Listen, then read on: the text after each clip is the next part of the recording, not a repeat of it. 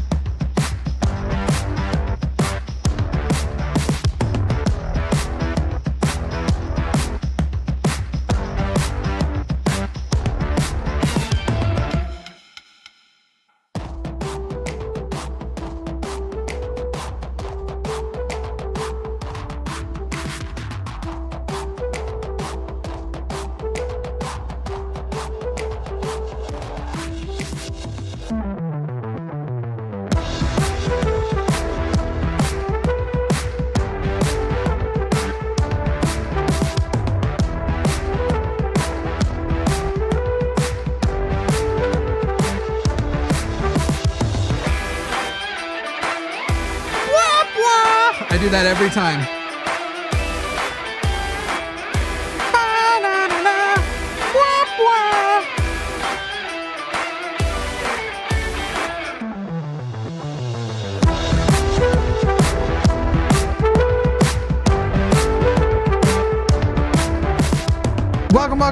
Welcome, everybody, to a special pre-holiday holiday show, because a lot of people, when the 4th falls on a Tuesday, don't make people come into work on Monday, which means many of you have begun your drinking and barbecuing a day early, but that's not the kind of thing we do on our channel. I work 24/7, otherwise I don't feel loved. I wish that was untrue. I wish I had that dysfunction. That seems I do. You don't. It's so unhealthy. It's so isolating. You just feel constantly not good enough and alone. And you're like, I'm not even vying for my father's love. He repulses me. And yet here I am, proving I'm better than him in every way. So good. I'm the codependent in this situation who's like, I guess I got to go to work on a holiday Monday, otherwise Jimmy won't feel loved. That's right. Thank you for making me feel loved by arriving. People, since I have started YouTube, I was thinking about this the other day. There is a single channel that I have collaborated something like 7 times more than any other channel. Did you know that this is true? And it is my wonderful friends. They are partners. They share, okay, people are going to read into that. They are YouTube partners. They share a YouTube channel. They share a studio space, though it's sort of Sam's space, but a studio space. They share. It's Sam Walton of Walmart. They share even their headphones. Welcome, everybody. Zelph on the Shelf is here with me today. It's Samantha and Tanner. Hi, you two. Hello. Thank you, Timothy. Great intro. You nailed that. Yeah. Thank you. I just made it up on the spot after I was creepily breathing into the phone like a person who's calling on repeat, not actually saying anything. I found it soothing and relatable. Just listening to the show's about to begin. Can everybody hear my phlegm? Oh, That's the white noise I need to fall asleep at night. It's great. What an unpleasant word phlegm is. I will tell you all, I don't know upon... did I say I started YouTube? That's something that the chat is. I may have. Yes, I started YouTube actually. You heard it here first, folks. Yeah, I got this thing off the ground. I got hosed. I sold it. I got just Snickers bars in exchange when I sold it to Google. Just Snickers. As you can see, I finished eating them. No, I don't know for what we will open the lines for. There technically are 4 lines open. We will take calls during the show. I guess I'm most interested if an ex-Mormon is watching and they go, ooh, they just read part of this thing and I think that they missed something that should be important. Like, hey, just some additional context, or like, ooh, by the way, my experience with that. I suppose that would be it. We have to take at least one call because that's sort of the promise on this channel, is that every show will always have a call-in portion. But I just don't know for what it will be. But you are watching On the Line today. I don't know. Is this the two of you's first time on the line? First time ever on the line. That's awesome. I'm That's awesome. learning that this actually isn't a tightrope challenge channel. So yeah, I thought we were going to be doing Coke right before. There's so many puns for the line. It's also this is the reason why I became a woodworker, just to be able to talk about how many shafts I'm lubricating. The pun work here at the line is phenomenal. This show is called HOSTility. Do you love that? Love it. Yeah. Phenomenal name and pun work there. Usually on Mondays, we have a show called Skeptalk. God, I'm so good at this. Isn't that insane? Just a pun machine. Yeah, Tuesday's show wasn't actually named by me, but it's still punish. Punish is a pun. Punished. Because everyone feels punished by them. But that's Dave Warnock's show. I don't know if the two of you are familiar with Dave Warnock, but he is an ex-pastor who is dying of ALS. He'll only be with us for a couple more years. And right now, every Tuesday, we have a show with him called Dying Out Loud. That's his he named it.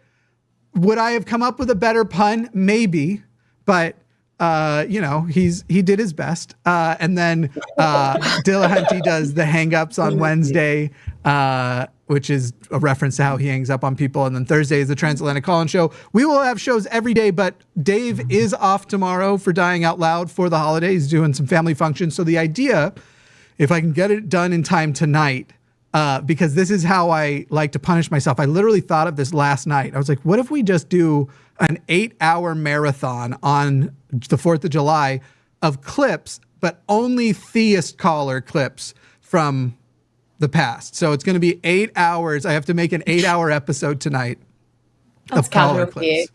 It is. That's nothing. That's nothing. Yeah. That's actually how you sleep at night. The last thing I do before I fall asleep, this is true, every single night, is close this laptop that I'm doing work from. Oh, I can't pull it into frame plugged in. I literally work until I fall asleep, and then usually I wake up and I do open the laptop, but not to work, and everybody can do whatever they want with that. Check the social feeds, I'm sure is what I mean. Minesweeper. Yes. Are you good at Minesweeper? Solitaire. Are either of you good at the original PC games? Solitaire, Minesweeper, Free Cell? I never learned Free Cell. Solitaire mostly. It's the only game in town, said Karen Carpenter, and I agree. Okay. Do you all remember Free Cell? I think that's what it was called, right? It was one of the ones you could do. It sounds familiar. It was like a card game with 4 people, but the other 2 were computers, and you had your row of cards, and I don't even know upon what you would trade cards, but Free Cell now just sounds like people are like, what is this episode? Free Cell sounds like an incel who has like an America kink and has been tricked into believing that America is the freest country in the world. Fucking idiots. A sleeper agent for a fascist takeover, a psyop centuries in the making. Weed is still federally illegal. I can't offer to blow someone for $10 anywhere in the country except a couple of counties. It's a very free country. And $10 would be my rate. Okay, what was tonight's episode? What are we talking about? Because this obviously isn't it. We are here actually for a reason, because there was a little gem that went around, and apparently it went around in our circles, in the ex-Mormon circles, back in 2018, but I missed it. And then when I sent it to Tanner and Sam, they said they also don't recall it. And so this is kind of a big deal to me. And just looking through it, this is what we're going to be looking at. It is marked proprietary and confidential.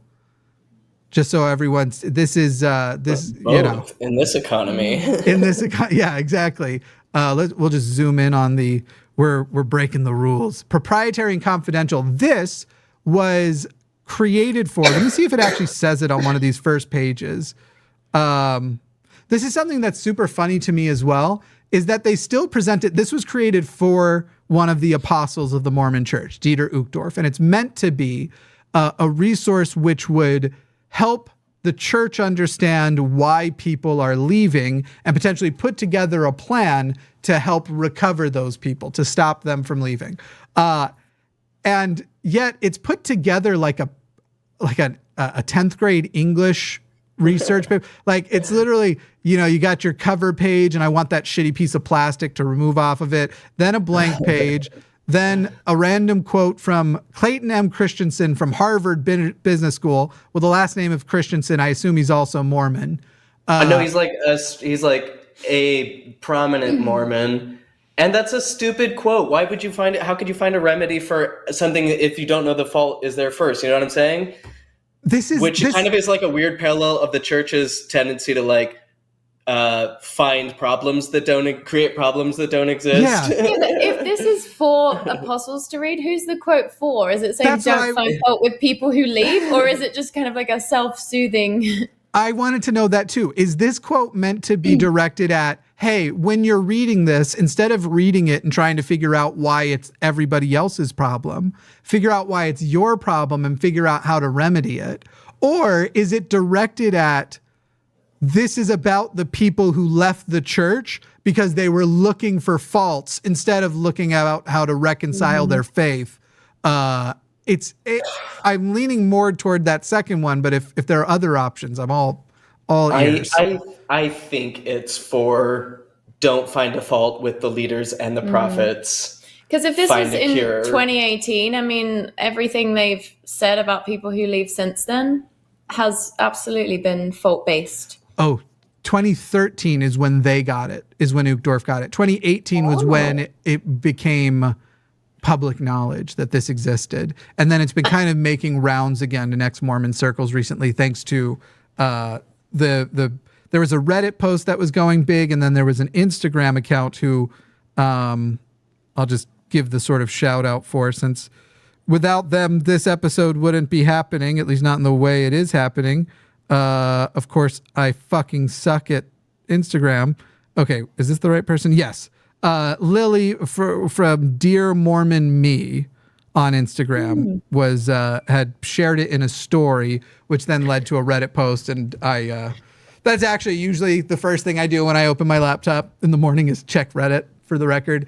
And that would have been where it came up in the Ex-Mormon. So it's hard to say which person, to whom was this quote directed? Now, we're going to do the whole goddamn document, people, even if it takes all night long. Tanner told me that would be fine. But I also said no calls. That was in my contract, Jimmy. Yeah. You also asked for only gray M&Ms. We don't even have a green room. What are you talking about? Okay, so here, this is the acknowledgments page. And first of all, it seems to be that under acknowledgments are grade up countries. And I assume that's just the countries they like. These are the ones that they're okay with. I don't know. These are good ones. That's the MySpace top 8 right there. Or is this the most heated areas doubt-wise? These are our infected areas. You know what? That actually might be, you might be onto something there, because that actually kind those of look like up. problematic spaces. I think they're saying that's where people came from that contributed to this document. Well, that would be far more boring. I prefer them being openly racist instead of closet racist like they are now. I mean, it's not that big of a difference either way. No. Many individuals contributed to this project in Warrant Appreciation. An extended team of scholars and professionals donated countless hours to developing content. And by donated, we mean we could have afforded to pay them. We didn't. Reviewing and providing valuable feedback. The majority of the team is based in the U.S., but several members are internationally based. Don't worry, none from Africa or South America. We also avoided most of mainland Asia, and we can't admit it, but if this was a more accurate map, you'd also have North Korea grayed up there for you. They actually put together it as a PowerPoint. Contributors hold advanced degrees in American history, anthropology, brand strategy, business strategy, digital and social media, law, literature and philosophy, literature and religion, pathology, psychology, sociocultural modeling, and statistics. And I think it's so funny that they included that the marketing stuff, the money stuff, the brand strategy, business strategy, we want to make sure everyone knows we're not trying to understand and fix the problem. We're trying to understand and fix the marketing. Optics, so important. Optics also, this so tells hot me right that now. this is probably a document that they maybe still refer to. It sounds like it's not just like a thing they pump out every year. It's like a lot went into this. It's probably continuing to inform how the leadership is navigating this stuff. Or Uchtdorf is just like eating shit for the brethren, to borrow a Succession term. Yeah. And they don't know it. They're just like, we don't want to know what you read, but thanks for doing that. And a little bit of a spoiler alert for people who are watching. I hope we get to it today. If we have to split this into multiple parts, we will. But within this document is proof that they know that a major piece of propaganda targeted toward ex-Mormons and dissenters, they know that it's a lie, despite the fact that they reinforce the lie from pulpits across the U.S. They know it is deeply entrenched in the culture, as well as implicit reinforcement from even the general conference pulpit. So Great. It's a big one. It's the one that I sent. It's not meant to be a mystery to you and Tanner, because I did send you the one screenshot of the reasons why people leave specifically one. Yeah. The gotcha dancers, if you will. Yes. So blank page, thank goodness, because this is apparently 121 pages. Hopefully there's a few of those to break this up. Overview, and this is not a photo I recognize. Is it a photo either of you recognize? No, but love the vibe. This little guy seems neat.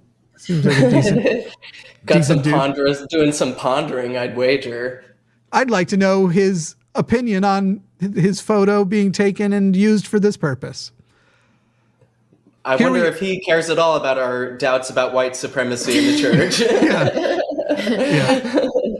The project objective. The research team's objective is to present data on LDS personal faith crisis that assists church leaders in better understanding faith crisis catalysts and processes. 2, determining the best course of action for retaining those members currently in crisis. Again, I love private documents like this because that sentence wouldn't exist in a public document. Determining the best course of action for retaining those members would have been made in a different way to sound like how to talk to those people about their concerns and find out if they're legit. They would have made it much more, whereas here they're just saying, how do you keep the people who are going into crisis? Repairing damaged families. Okay, yeah, they love doing that. And mitigating them to come back. What year was the Russie Nelson revelation that gay people can't stay? You can't stay with your gay family? Because if this was 2013, Russgate was 2015. So this is 2 years prior to Russgate, them talking about that they want to repair damaged families, even as they're putting together the plans to destroy families. Put the gay family in a full Nelson, if you will.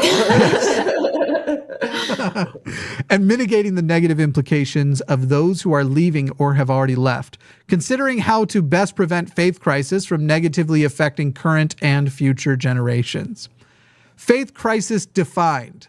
Faith crisis is defined as a state of intense emotional and spiritual distress resulting from the discovery of church history facts that do not align with the traditional LDS narrative. Again, this is way more direct than a public document would have been. This distress results in members losing faith in some or all foundational truth claims of the LDS Church and in the church itself. Any thoughts on that? I kind of agree with the definition. Have you ever, under the influence of alcohol, questioned the teachings of the Mormon Church? Yeah. That's right. Yeah. Once or twice even. Yeah. I'm just immediately thinking of, this is, like you're saying, anytime you look at internal communications, it reveals a lot. And you have like the church's top scholar, Richard Bushman, who says the church traditional narrative is literally false, and that's our problem. And that's, Yeah. It's worth paying attention to the people, to what they're saying amongst themselves. It's pretty outright.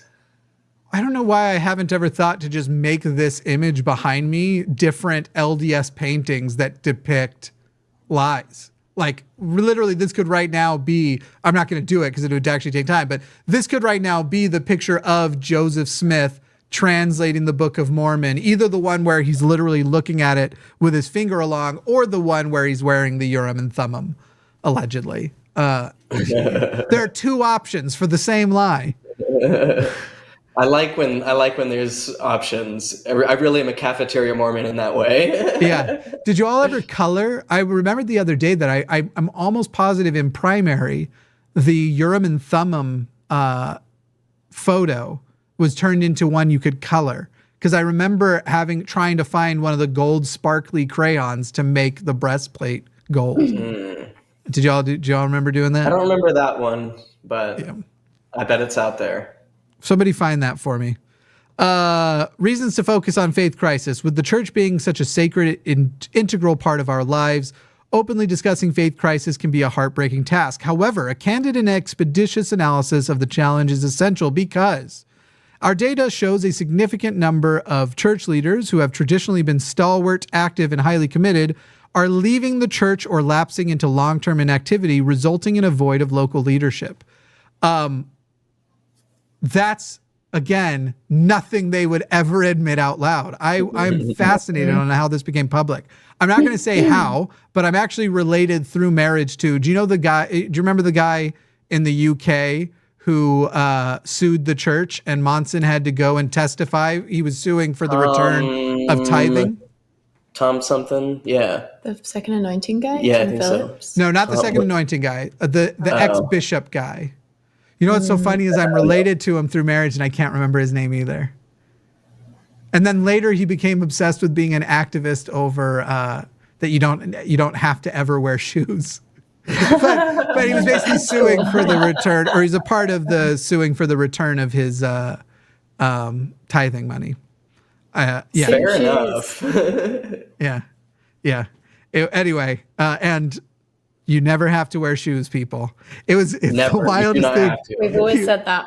He was posting it on Facebook so much, and I was just like, what the hell to die on? Come on, can we get back to the Mormon stuff? Once your brain has been primed to support a cause, it's hard not to relay, Yeah. Everyone's just got to lift where they stand. Or, yeah, even where you're standing, you got shoes or not. It's not about the condition of your feet. It's how you're lifting. I live in Texas. I literally had for like a week, I tried to not kill it. I ended up accidentally killing it, trying to move it. But I had a pet black widow on my back porch. I'm not going barefoot fucking anywhere. No. A pet black widow, that's morbid. Or in England, cool. Of course you can go barefoot in England. Nothing's going to bite you there. Yeah. Whole different ball game. Yep. Anyway, sorry, this is it's so an unnecessary distraction. Sound off about shoes in the comments. If it's not for the riffs, what are we here for? I Killed Earl makes a good point, saying that she kind of feels like she's listening to an inside joke because she doesn't fully understand what we're talking about. So we will try to make sure to give more context. You're as inside as we are. Yeah. I mean, it could, we should probably include context like Russell Nelson. Nelson Gate refers to when Russell M. Nelson, the current president of the church, back in 2015, had a revelation that you should not be able to be baptized into the church if you still live with parents who are in a gay marriage or gay relationship. That is what Russ Gate refers to. Did I say Nelson Gate the first time? His name Gate.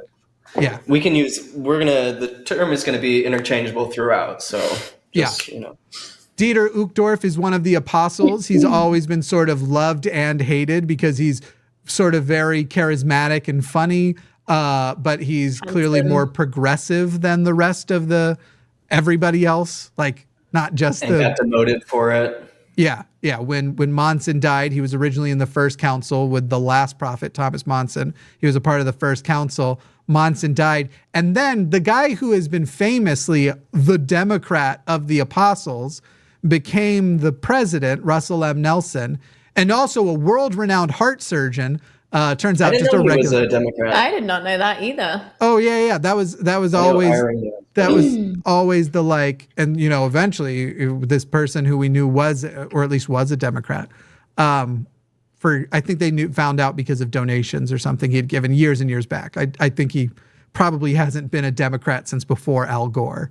But anyway, this guy becomes the president, and now Russell M. Nelson is the person you're going to hear us probably reference a lot. He's the president and prophet of the church, and lauded as the modern day Moses because he has absolutely insane revelations all the time, to the point that people in Utah are just waiting for him to be like, it's time to bring back the hand carts. No more cars, hand carts. It would solve our air pollution issue. Well, not really, because it's the mining companies. Yeah.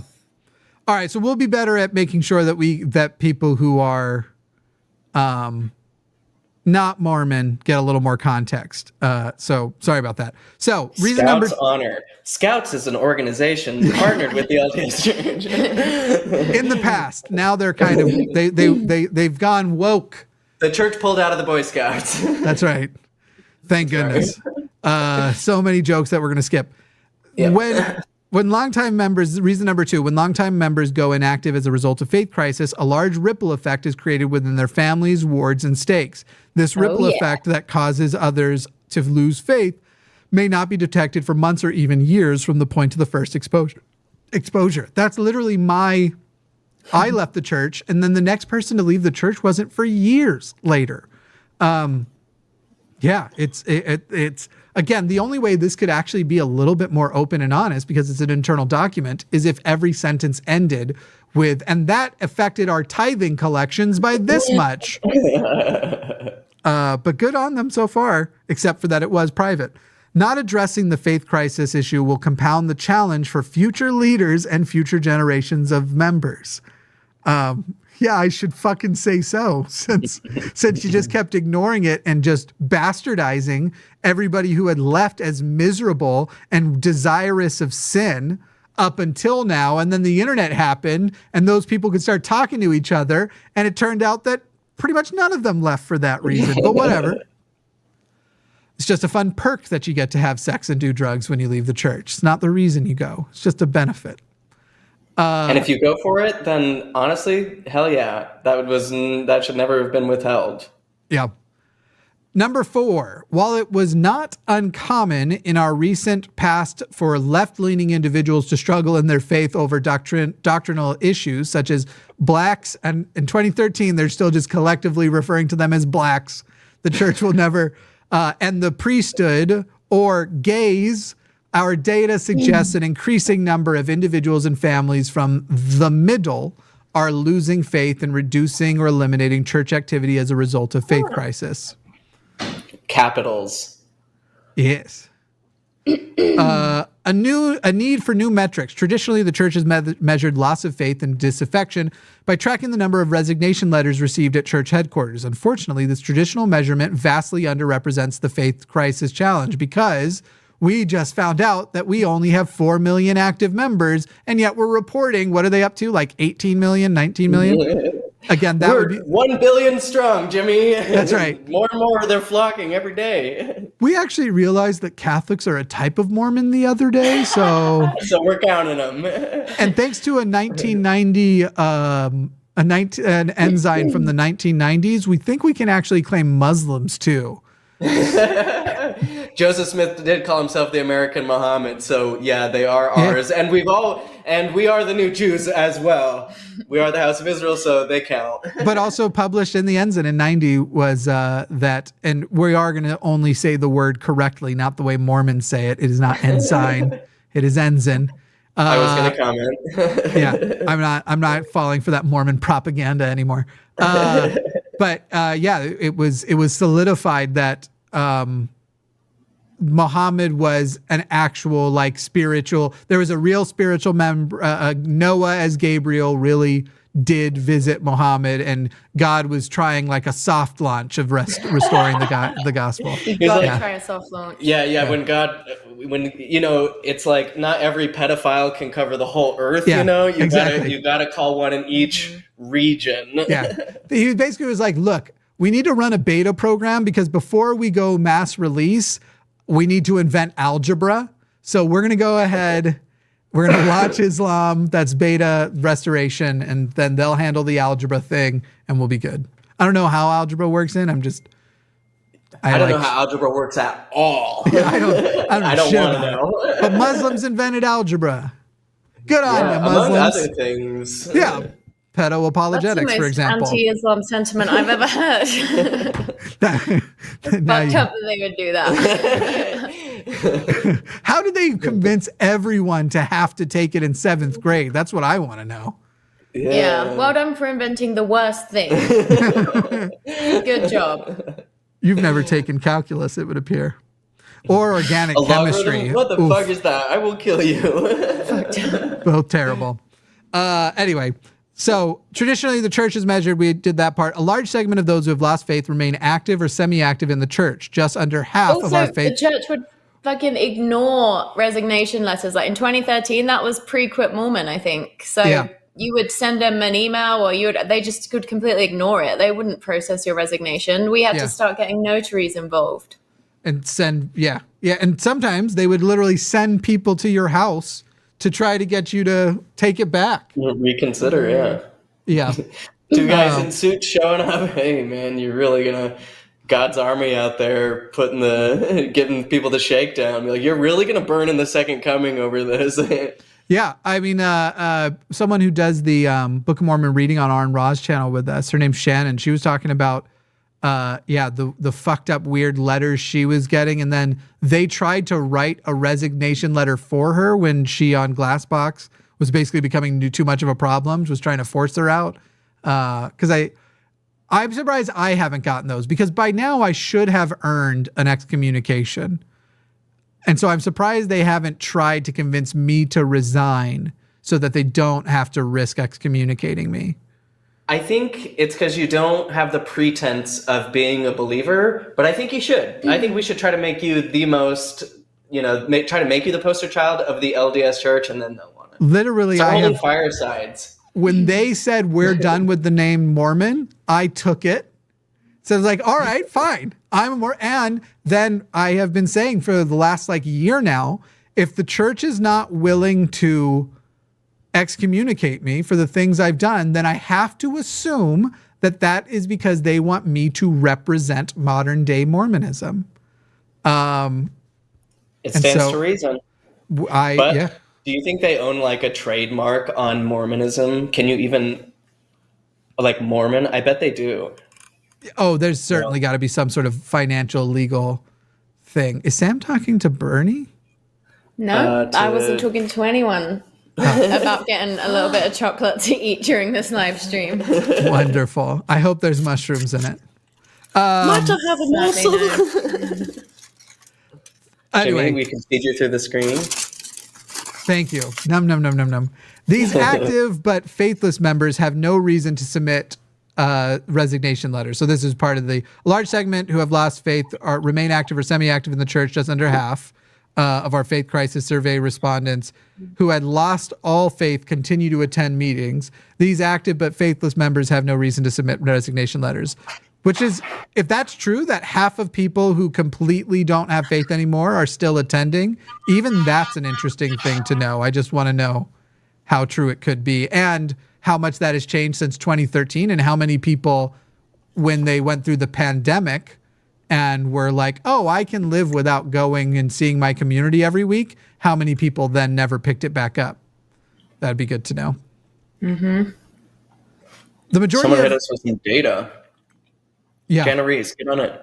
Maybe that's what's coming. I don't know. The majority of those who completely disengage from the church do not submit resignation letters. Many view this as a necessary offense to believing family members and friends. Some do not wish to invest the time in the multi-step process. Some do not wish to recognize the church's authority by submitting a resignation letter. And perhaps some wish to hedge their bets by remaining on the church rolls. And I love the use of the word perhaps in there, because it's like, I have no, I'm about to show you a bunch of data, but this one I made up.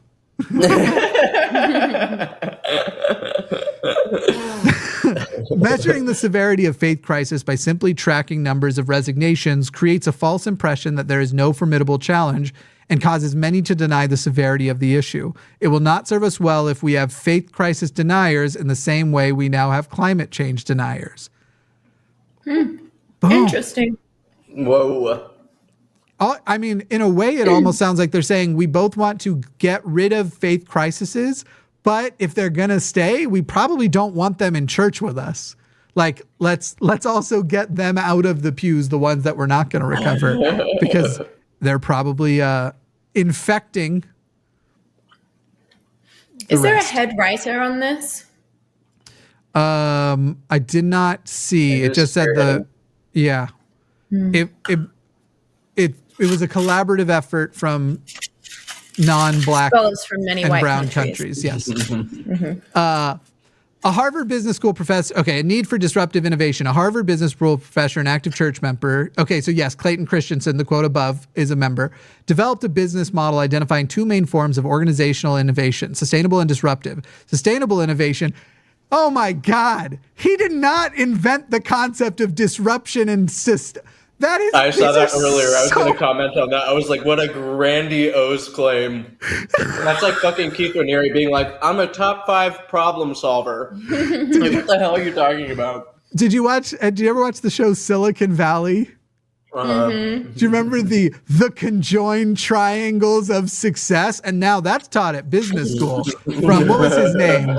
Action Jack Barker. No. The guy who became the CEO of Pied Piper at first and was trying to force them to make the box. And he had his conjoined triangles of success. And then one time, and he brings it up all the time. And then one time, Richard wanted him to do something. He's like, well, you're the one who invented this. Shouldn't we compromise? And then Jack's like, compromise is the shared hypotenuse of the conjoined triangles of success. And now they teach it at business school. That's exactly what this is reminding me of.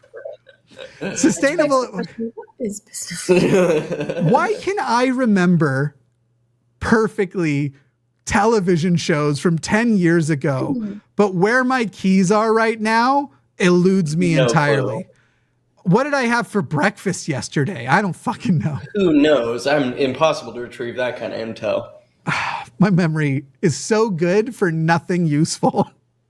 Anyway, sustainable innovation is the maintaining of the status quo that moves forward existing business markets. This form of innovation is embraced by the mass majority of Fortune 500 companies. Thank goodness Clayton invented it. In his critically acclaimed book, The Innovators... No one had ever disrupted before or innovated. No. or said the word. He actually invented the term. In his critically acclaimed book, The Innovator's Dilemma, Brother Christensen describes how well-managed and well-run organizations can fail because they focus too heavily on sustainable... Okay, blah, blah, blah, disruption. The book starts out earnestly, to innovate or not to innovate. Yes. That is the question. Quoted by... We saw you, Jared. Jared thought if he looked down... Thought you could just skip by and not say hello. He thought if he locked his eyes down and didn't look at the camera, he would basically be invisible. Hi, Jared. Hi, I'm a huge fan. I'm doing great. Shut up. I love you, buddy. You are live, just so you know. We're on air. It's I guess we're tag teaming now. Just edit that out. No, that's fine. Thank you. Just kidding. Hi, everybody. I have to go, but I love you guys. We love you. He's so wholesome. Hi, Jared. WineMomJared.com. WineMomJared.com. God, WineMomJared on Instagram. Okay, so then they define disruption. And let's just skip a couple paragraphs. For the first time in our history, the church can no longer control its own message. And therefore its own narrative to its membership. No, By the don't way, talk like that. is the next page going to be the bite model, but them saying like, here's how we were using the bite model before. The bite model, for people who don't know, is like, it's becoming the most revered model for determining if something is a cult or not. And Clayton invented it. it was actually invented by Clayton disrupted Christensen. the whole cult industry Yeah. by labeling it. For a religion focused so heavily on its history, the uncorrelated presentation of church history via the internet and social media are proving to be a disruption for today's church, literally admitting we can no longer control what our members think history is. And that's a problem. And I love that the word control is explicitly Yes. used and like earnestly without any degree of like, I don't know. It's like Self-awareness. It's giving the same energy as like, well, you can't even like hit women anymore. Men are, this is a possibly high standard. Oh my goodness. Considering the parallels the institutional church is with a highly structured and efficient business organization, again, what an acknowledgement that they otherwise like to avoid, which comes with inherent resistance to change combined with the disruption caused by an uncorrelated history of the internet and social media. Our faith crisis research team believes the long-term health and vitality of the institutional church are at risk. Immediate, bold, and innovative action is needed to address the threat posed by faith crisis. We're not They worried. do. This is 2013. What they do? I Yeah. like that faith crisis is all capitalized, this like bodiless, formless entity Yeah. that is created from nothing. Nobody caused this. Yeah. It simply got out of our control, but it's just this lurking evil problem that we have nothing to do with. The Kalam cosmological faith crisis Yes. argument. That's what this is. It is an argument so great that comes from nothing. We need a being capable of correlation while being uncorrelated itself. Because that's another word it kept using. Primary factors driving faith crisis. Understanding the disruptive technology that facilitates faith crisis is valuable prior to analyzing this document-specific faith crisis data.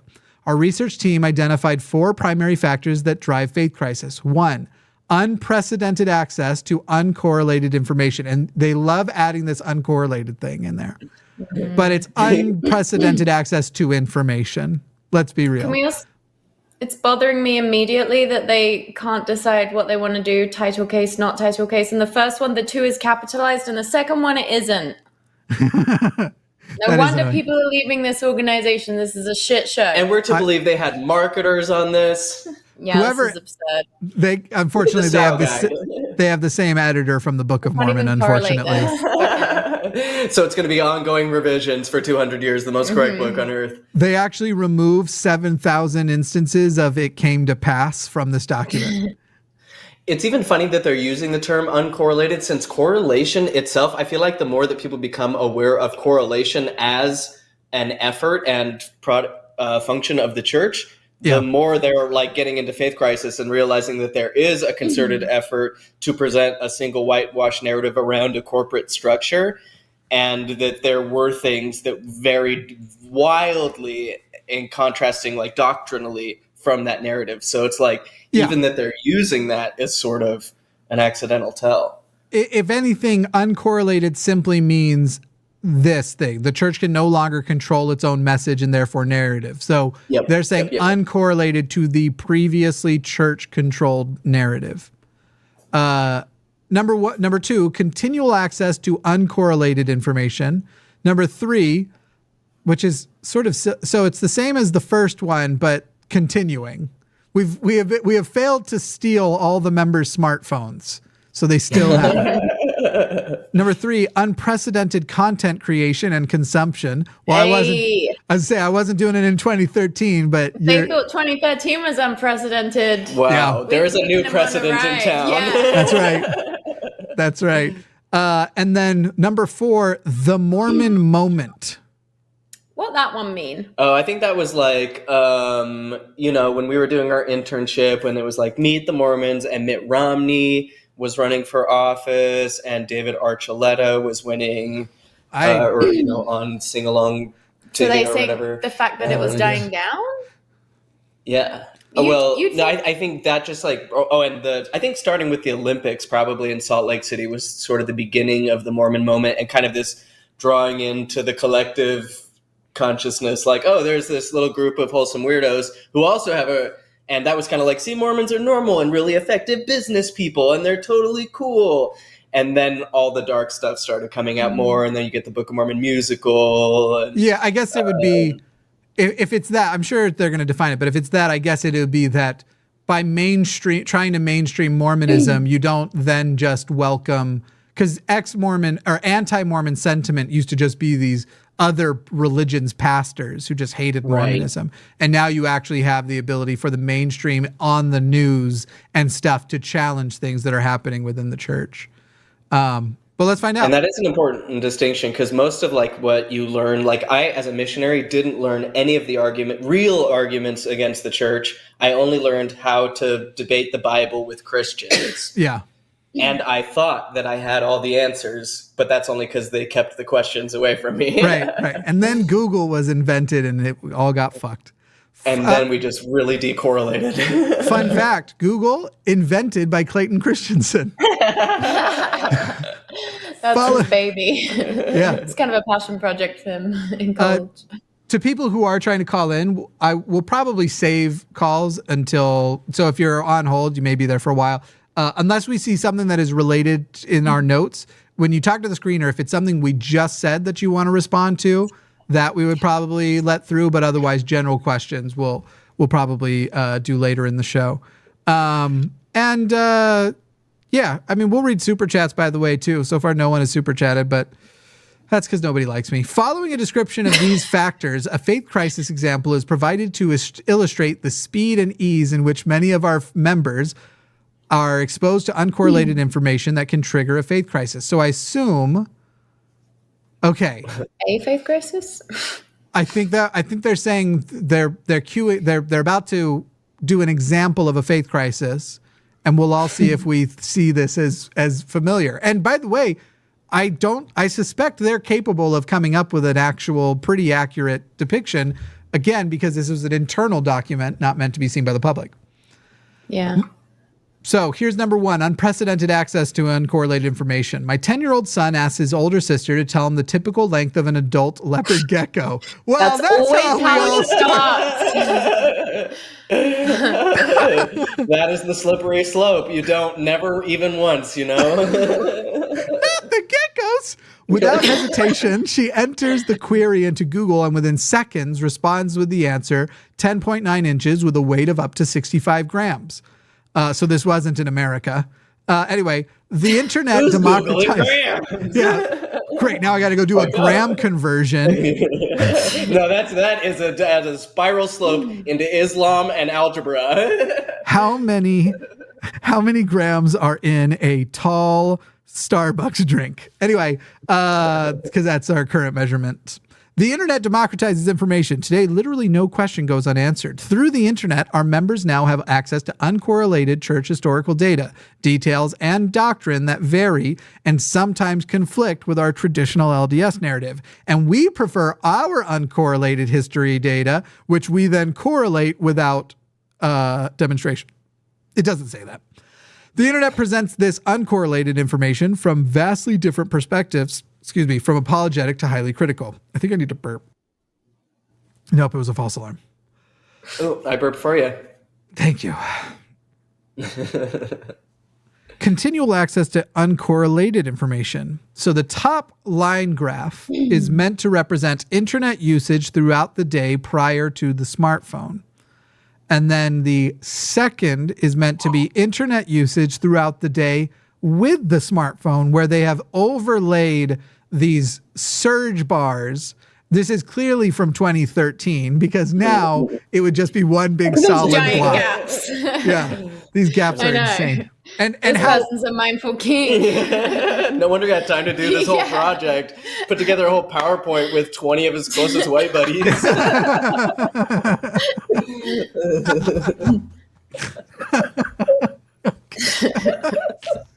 A 2011 consumer research study by Motorola illustrates the impact the smartphone has had on how American consumers access information on the internet. So yes, again, we have to keep putting ourselves back in that period of time. The internet was blowing up. Smartphone access to the internet was blowing up. Motorola still was a phone manufacturer. Like really leading the research. Yeah. The top chart represents internet usage prior to the smartphone, which shows users accessing the internet only periodically throughout the day, e.g. at home in the morning, periodically through the day while at work, and before retiring to bed in the evening. The bottom chart illustrates how smartphone users access the internet continually throughout the day, giving them near instantaneous access to information, e.g. checking the internet while exercising, commuting on public transportation, while eating meals, etc. Illustrating the magnitude of the smartphone, the Motorola research indicates 35% of U.S. smartphone users now interact with non-voice apps such as Facebook prior to rising from bed each morning. It's 35%. That's so cute. Adorable. While now I shoot it into my eyes. Yes. Yeah. First thing. Yeah. Just wait. Right now, Apple's working on that Vision headset, but soon it'll just be contact lenses that you can close your eyes and keep browsing. Such as Facebook to prior, which is a major shift in human behavior from just a few years previously. Combined with Google and other search engines, a significant segment of our membership now has continual access to uncorrelated information. And rather put research into how this is causing an epidemic of ADHD, we're going to put it into the epidemic of us not getting tithing.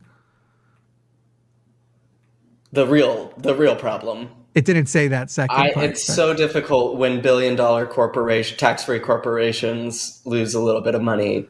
It really makes Jesus very sad because he needs that coin when he comes back. Let's play. How do you think he's going to change the world? Do you think he can just magically wave his hand and feed the people? No. He's going to need American-backed currency. Let's play Name These Companies logos from 2013. The first one I think might be for Instagram and site. Is the first one Mozilla Firefox's old one? Is that what that M was? M&M's. Okay, M&M's. The second one is Dig, but wow, that is digging up some memories. I actually don't. I don't know what was Dig. I have no idea. I don't even know. I think it was like a blogging memory, platform. Yeah, okay, that sounds right. I'm going to assume the third one is Opera, the browser. I think that's Gwyneth Paltrow's app. Oh, got it. Okay, Goop. Just kidding. Bing, I think, must be the third, but I don't remember them ever having a purple logo. I've never heard Bing having a prominent influence anywhere at any time until ChatGPT. Right. And and apparently not Google Scholar, Google Bard, they're claiming like their next release is going to be miles ahead of ChatGPT 4. Yeah. Oh, that's so fun. Yeah. Yeah. The next one is just what I associate with the phrase RSS. So it maybe so maybe that is what it is. Then I'm going to guess that's YouTube. But I could be wrong. Then Reddit. No idea. This little that blue something one nautical. under the M. What is it? Something nautical, it seems. Yeah, I was going to say it looks that's for I wish that. nautical meant like radical and naughty at the same time. That would be nice. You know what? This is 2013. That was for a startup company. That was creating fiberglass submarines. Hey, really? The next one is Twitter, I think. Obviously. Then WordPress. WordPress, Facebook, Google Chrome, maybe Jimmy, WhatsApp. Have you quit Twitter? Sorry, little aside here. Yeah. Oh, good for you. I'm like days away. I just need an invite to somewhere. I can get you a Blue Sky. I probably. Yeah, right. And then I don't know what the two dots are. Is that Hot or Not? Y'all remember Hot or Not? Isn't that Mark Zuckerberg's thing? The original Smash or Pass. he had one after, but Hot or Not existed when I was in like middle school, and it was literally just you put pictures on and people clicked Hot or Not. I got a 7.3 and I didn't deserve it. Hey, that's pretty good. See, you're getting degrees, my guy. Yeah. It was my cocaine riddled body. I wore an open flannel shirt on it, and so you could see my chest. And I was looking up into the camera, just like, yeah, and I got a 7.3. Did you just say you were doing cocaine when you were 13? No. This was later. I didn't get on the app. I didn't get on the app until I was 19 or 20. But yeah, it was a good one. Some people are saying Friendster was the last one. No idea. Yeah. Sorry if people who were coming for a very serious show. Are people still on Friendster? I'm heading over there. Hell, dude, I'm ready to reactivate my MySpace. If you promise to put me in your top 8, I'll put you in my top 8. Oh, sure thing. I would be like living the dream for the first time since I was not allowed to have MySpace. Oh, my parents said I had too many kids. They were pretty hands off unless they were punishing me. In fact, they probably liked MySpace because it was another thing they could punish me with. Well, you turned out really fine. Yeah. My parents spanked me and I turned out great. Fucking idiots. Social media is defined as the use. I love this too. They're defining social media in 2013. Social media is defined as the use of web-based and mobile technology. They're pitching this to literal dinosaurs, to Dallin H. Oaks, a literal Galapagos turtle.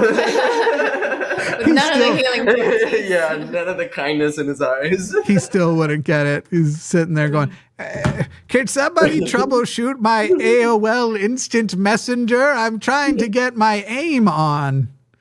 Y'all remember AIM? Every day I have to go on a little spiel about Dallin H. Oaks and how he's one of the most powerful men in Utah, was on the Utah Supreme Court and made such statements as, I believe in retaining the criminal penalties on such violations of the law of chastity as fornication, adultery, and homosexuality. Like, he literally wants to make being gay a capital crime. Fuck that guy. Yeah, very much fuck that guy. But don't fuck that guy. But not fuck that guy. If he enjoys it, or, just get rid of him. Fuck Dallin H. Oaks. Thank goodness we still have not. Never mind. I'm not going to make that joke. So I had a joke about how old he is and that he'll be dead soon, but probably in poor form. It's a little macabre. Nah, it was going to be something along the lines of like, thank goodness with all of this technological advancement, we still haven't advanced enough to keep any of the current apostles alive much longer. It was going to be something like that.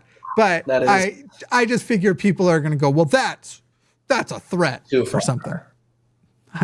I'm excited they'll be dead. Anyway, put more simply, social media is the distribution of content by people to people via the internet. The most recognized social media platforms include Facebook, YouTube, and Twitter. God, the more things change, the more they say the same, though. But social media... I'm going to take a little bathroom break while you're defining social media, because I actually have heard of social media before. You'll be fine. You'll miss nothing. I'm going to go check my Instagram real quick. But social media also includes blogs, user-generated comments, and user-generated podcasts, audio recordings. Through church wards and stakes, our membership naturally has strong built-in offline social networks. These often translate to strong online social networks that digitally stitch our membership together. Our social networks can be used for both positive and negative ends. Online social networks have proven valuable for promoting the I'm a Mormon branding campaign, given that the advantage of US LDS Facebook users has 225... given that the average US LDS Facebook user, has 225 Facebook friends, with 10% of these members promoting an I am a Mormon video on their Facebook. This is estimated that 70% of the U.S. population eventually will be exposed to these positive messages. Tanner chose the wrong time to leave. Go ahead. No, I just said from Satan. Exactly. Satan's winning, and 70% of the U.S. will be exposed to, again, an internal document celebrating the campaign I am a Mormon, and then just a couple years later it would all go down. Combining our LDS social networks with uncorrelated faith crisis related information enables disaffected members to seamlessly share faith eroding information with large portions of our unprepared membership. The powerful influence of uncorrelated information via social media cannot be understated. It threatens the long-term success of the church. Yeah. And this computer... Oh, that's the Mormon moment. My, Wow. I called that. My thing has frozen. Come on. Come back to me. Oh, that's called, what's that called when your tip gets frosted? Frosted tip? That's right. Can we talk about how we're only on page 6 of 67, is it? Technically, Yeah. each page is 2 pages, so we're on page 12. Oh, nice. Cruising. But out of 120. Yeah, Cool, no big deal. yeah. Next to a juicy bit. Except that I cannot get, somehow, the document has been broken. Let me see if I can open this actually as a, ooh. What is going on? Did they catch wind and shut the document down? What's happening? That would be nuts. That can... They're just like, learning what social media is. They couldn't possibly. No way. I'm just creating a conspiracy for fun. Well, to fill the time. Yeah. I'm all about it. If you had to believe one conspiracy, what would it be?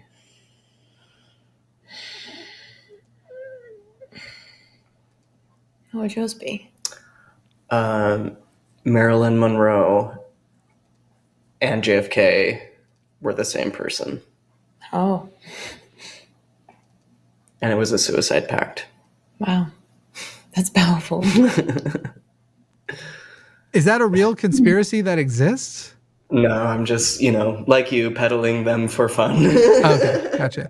I think I'm back to good. Yeah, I downloaded it myself so that I wouldn't have to worry about this again. Okay. Let me zoom back in. The Mormon moment. Never has the media both celebrated and scrutinized the Church of Jesus Christ of Latter-day Saints as it has the past 6 years. While much of this media attention has highlighted the very best aspects of Mormonism, it has also perpetuated negative stereotypes, given a loud voice to critical points of view.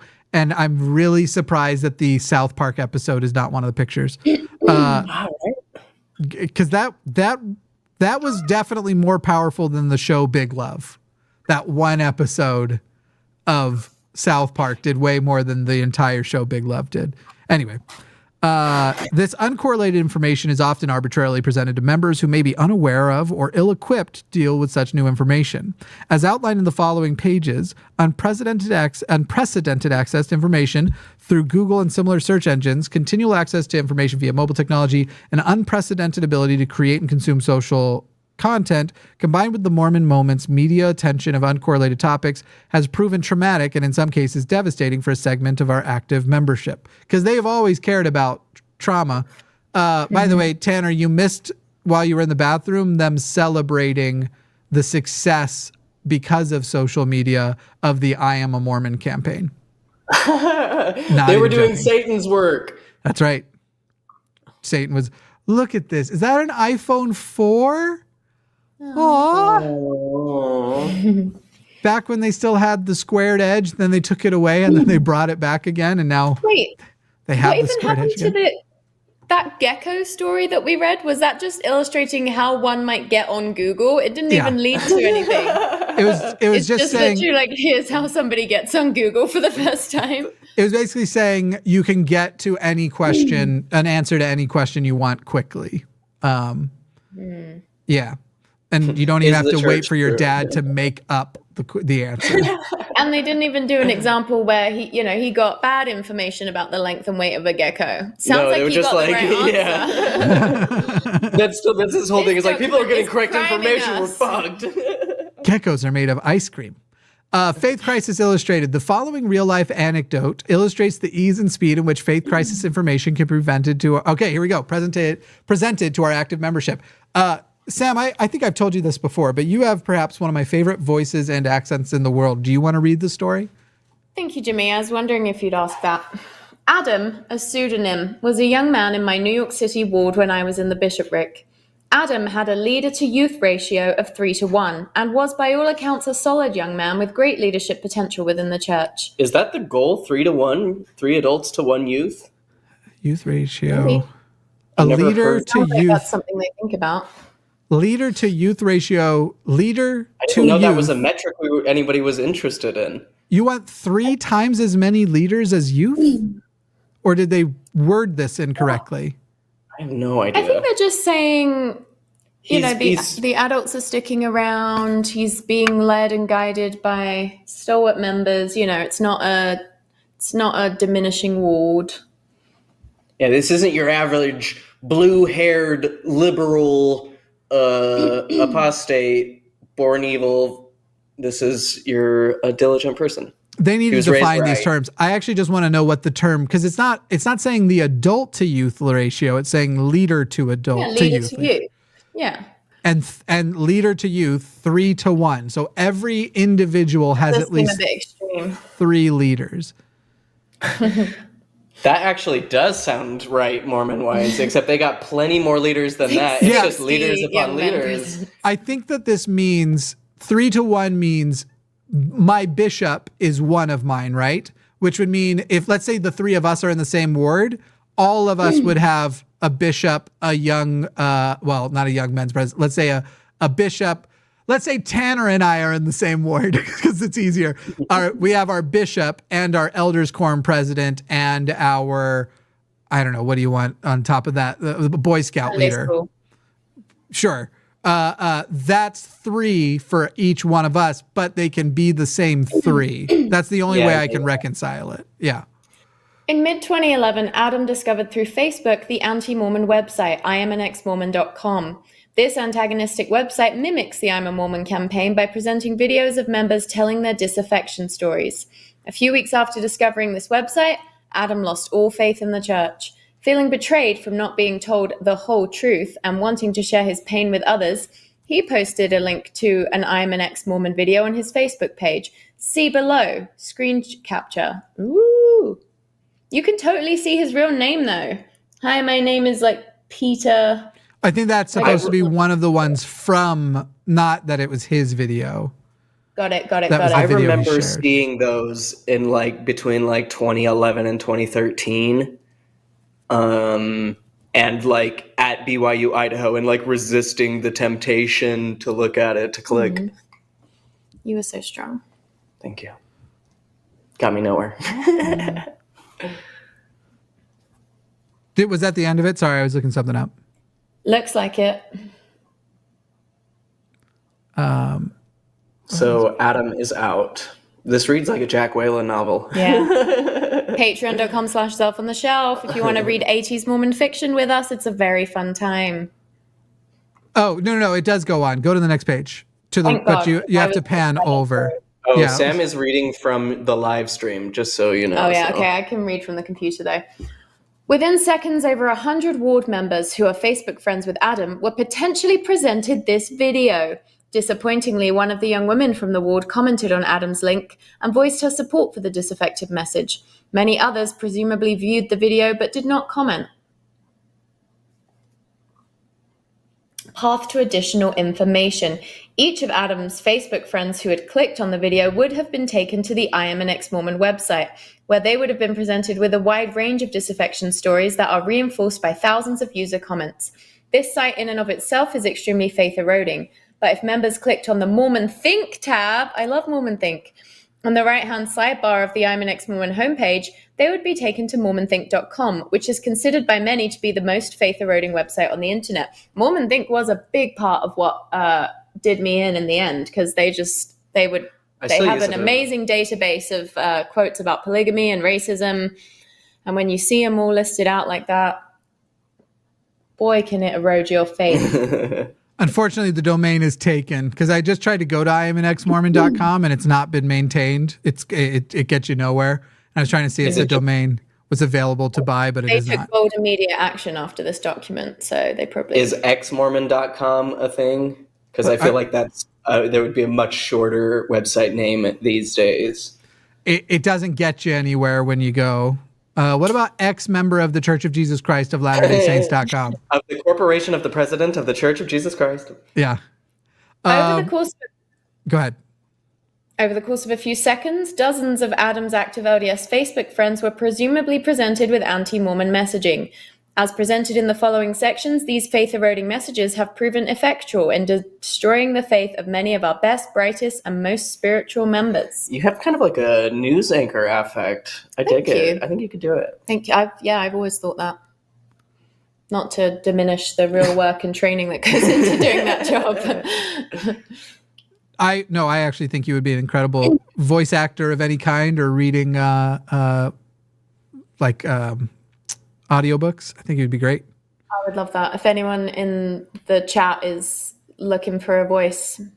Ooh, yeehaw, we got another picture. Yeah. We are reading a picture book, and I'm here for it. Oh, that's little Gordy Hinckley and his pals having a faith crisis. Get a faith crisis on. That's right. Back in my day, we had to Google with a stick and a rock. Oh, look, they got a fence sitter. Oh, no, don't make the racist joke. That's so obvious. He's clearly not a fence sitter. Fun fact, people, Mormons used to say that black people were fence sitters in heaven.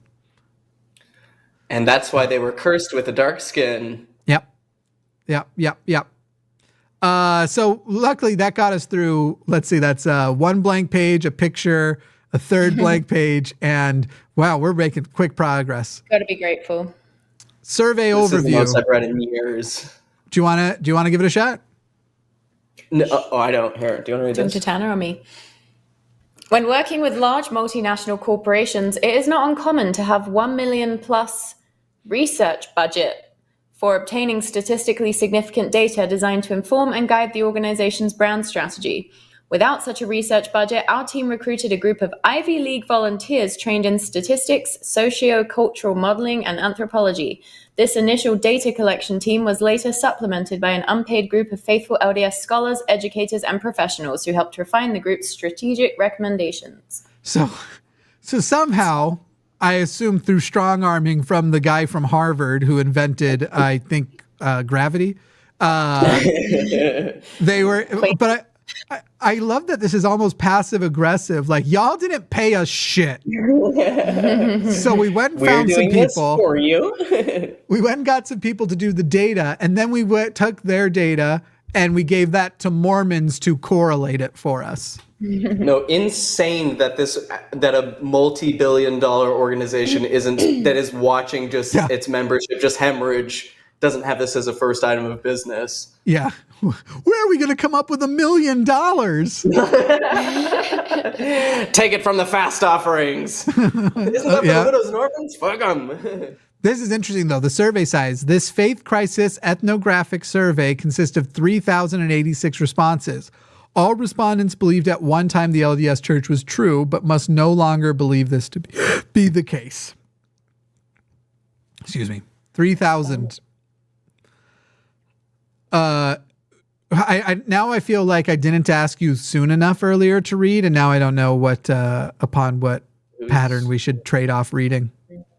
Now it's scary to go back to you reading. You know, I'll jump in. This did we already do that? Survey respondents consisted of self-selected participants who were recruited via social media over the course of 2 weeks in October 2011. Total respondents equal 3,388, 302 of whom were removed due to incomplete data.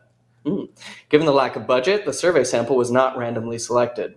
The study does not aggressively hitting the fact that they did not get funding for this project. There's no money behind this whatsoever. You gotta wonder nobody who has money has cared. Whoever wrote those sentences, I want to hear their reaction to the $100 billion. I want to hear specifically them go like, yo, they wouldn't even buy us lunch. This was probably written by the whistleblower. Yeah. Just like, they just didn't care. The study does not claim to be a predictive in nature or of statistical significance. That said, the data collected are considered a robust ethnographic study of a faith crisis cohort, and many points of this analysis are indicative of the experiences of many people in the church who pass through a crisis of faith. For a future study, to scientifically establish a correlation between church history and disaffection, our team would like to locate a random sample of saints and then monitor their reading habits and church activity over a sustained period. But even without this more extensive research, we believe this ethnographic study provides an undeniable link between issues related to church history and loss of belief. And now we have pie charts. Yes. I love pie charts. Oh, me too. I could look at a pie chart all day. I kind of wish they hadn't made them 3D. Always. Why improve? What purpose Why is it serving? putting a hat on a hat? Really? Like it was already a perfect system before.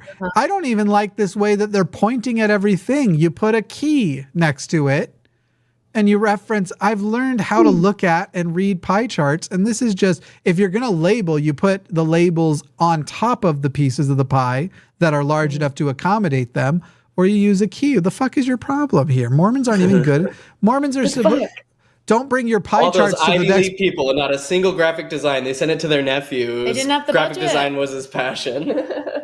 No budget. For people so versed in potlucks, they suck at pies. Anyway, 2% were teenagers, 25% were in their 20s, 39% were in their 30s, which kind of adds up. I feel like the most common, to me, faith crisis happens between the ages of 28 and 33, even though I wasn't in that. It's what I see, especially from return missionaries. It takes them a while to get over that sunk cost. And plus, they've started a family often, and they've got some kids, and now it's raising the stakes. Surprisingly, 58% male, 42% female. I am so much more aware of men who have left the church than women, except for now, like with TikTok and Instagram, ex-Mormon women tend to have more popular accounts. But before that, like I could name you like 2 female friends I had growing up who left, but like 30 male friends. I'm surprised they were able to find such a good split to I don't respond. know if this is.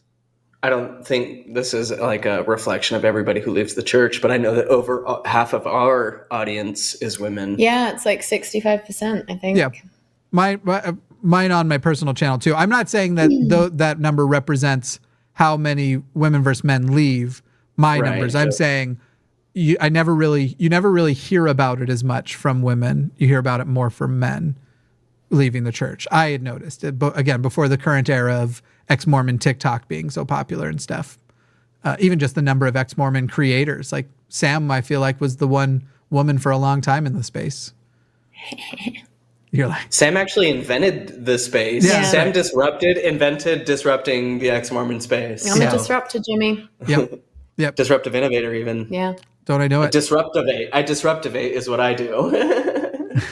70% of them married. I would be way more interested to hear married to a member versus not a member, as well as, and then 30% single. Surprised they didn't ask them their masturbation habits. I'm surprised we don't have a pie chart for how much people were masturbating, but whatever. Wasn't that the top reason they left to watch porn? Right. That's the number one reason. Yeah.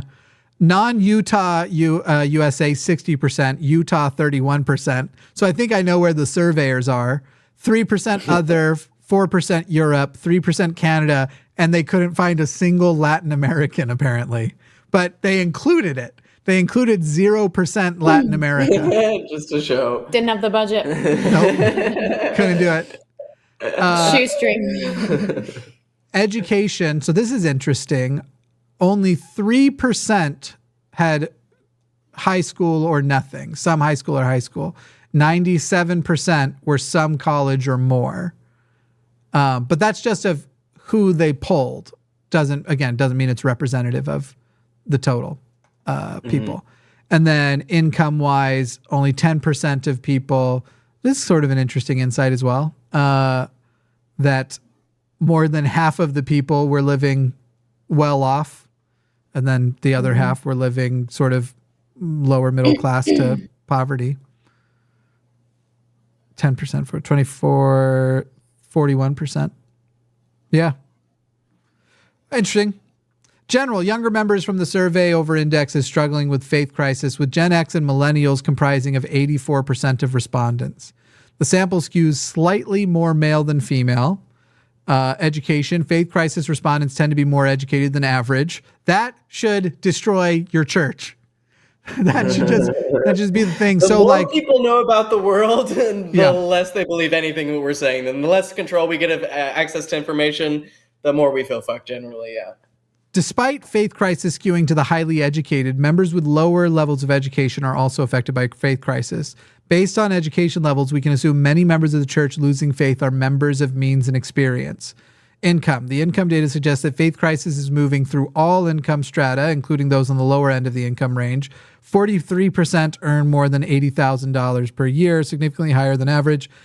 Nearly 30% earn six figures or above, significantly higher than average. When factoring median income for these faith crisis respondents, the church incurs an estimated tithing revenue loss of it's finally here. A tithing revenue loss of $281 million over 10 years at $2.5 million per chapel. That represents a theoretical loss of 112 chapels, as though that's what the money goes to. Each dollar loss is a drop of Christ's blood shed in Gethsemane for naught. It makes you wonder whether or not the people putting together the data here was aware of the myth that tithing goes 100% to maintaining the chapels and shit.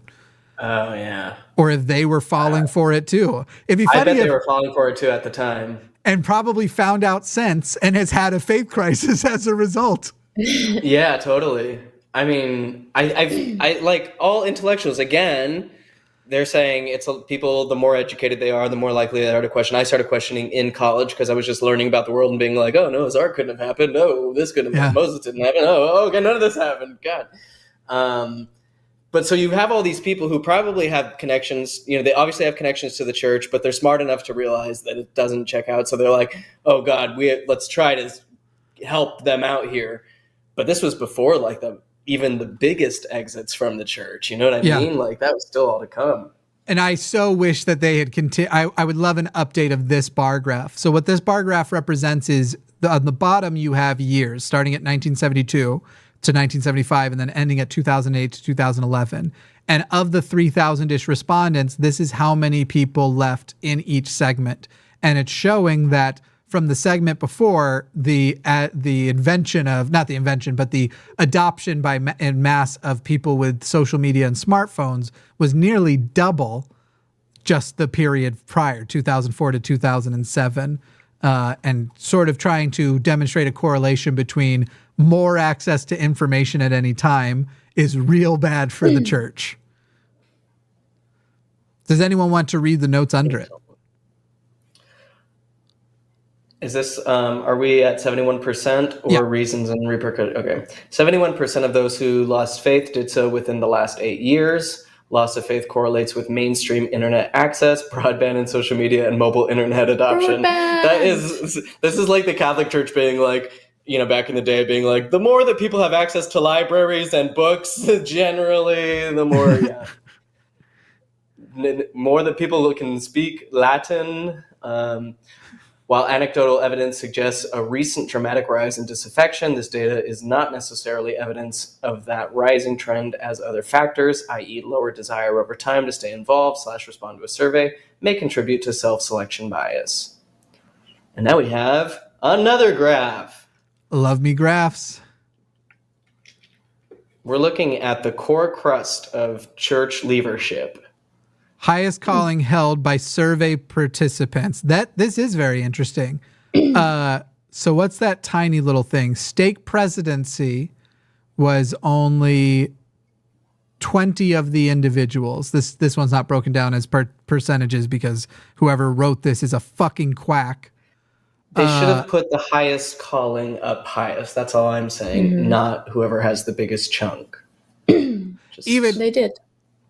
Well, isn't that blue one mission presidents and they're underneath bishopric? Mission president is right at the top. Oh, it's the same blue. Same color. Oh, that's dumb as shit. Yeah, these people are fucking quacks. And again, no percentage is assigned except for 21% of respondents or spouse are bishopric or higher.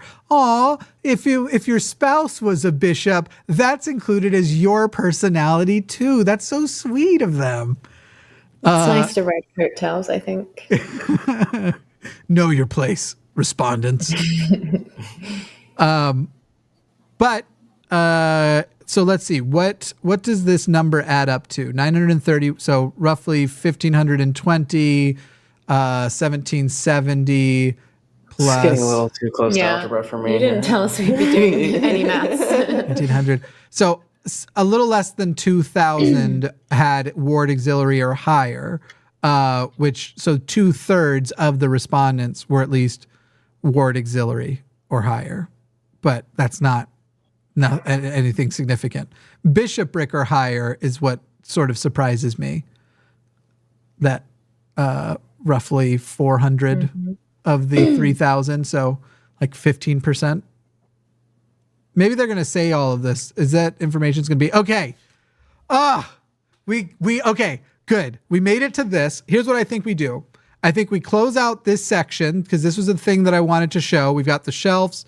So let's do this page and this. What's that? Feelings of betrayal. I'm hooked. The intrigue. So we've got this page, this page, this page. Let's do these last 4 pages. Take calls at the end of the 4 pages, read super chats, and then we'll do another segment of this another day, either on this channel or my personal channel, depending on in the comments. If you really feel like you want to see the rest, hear the rest over here on the line, let us know, and that'll determine where we end up doing the part 2. That work for everybody? Yes. Sounds groovy.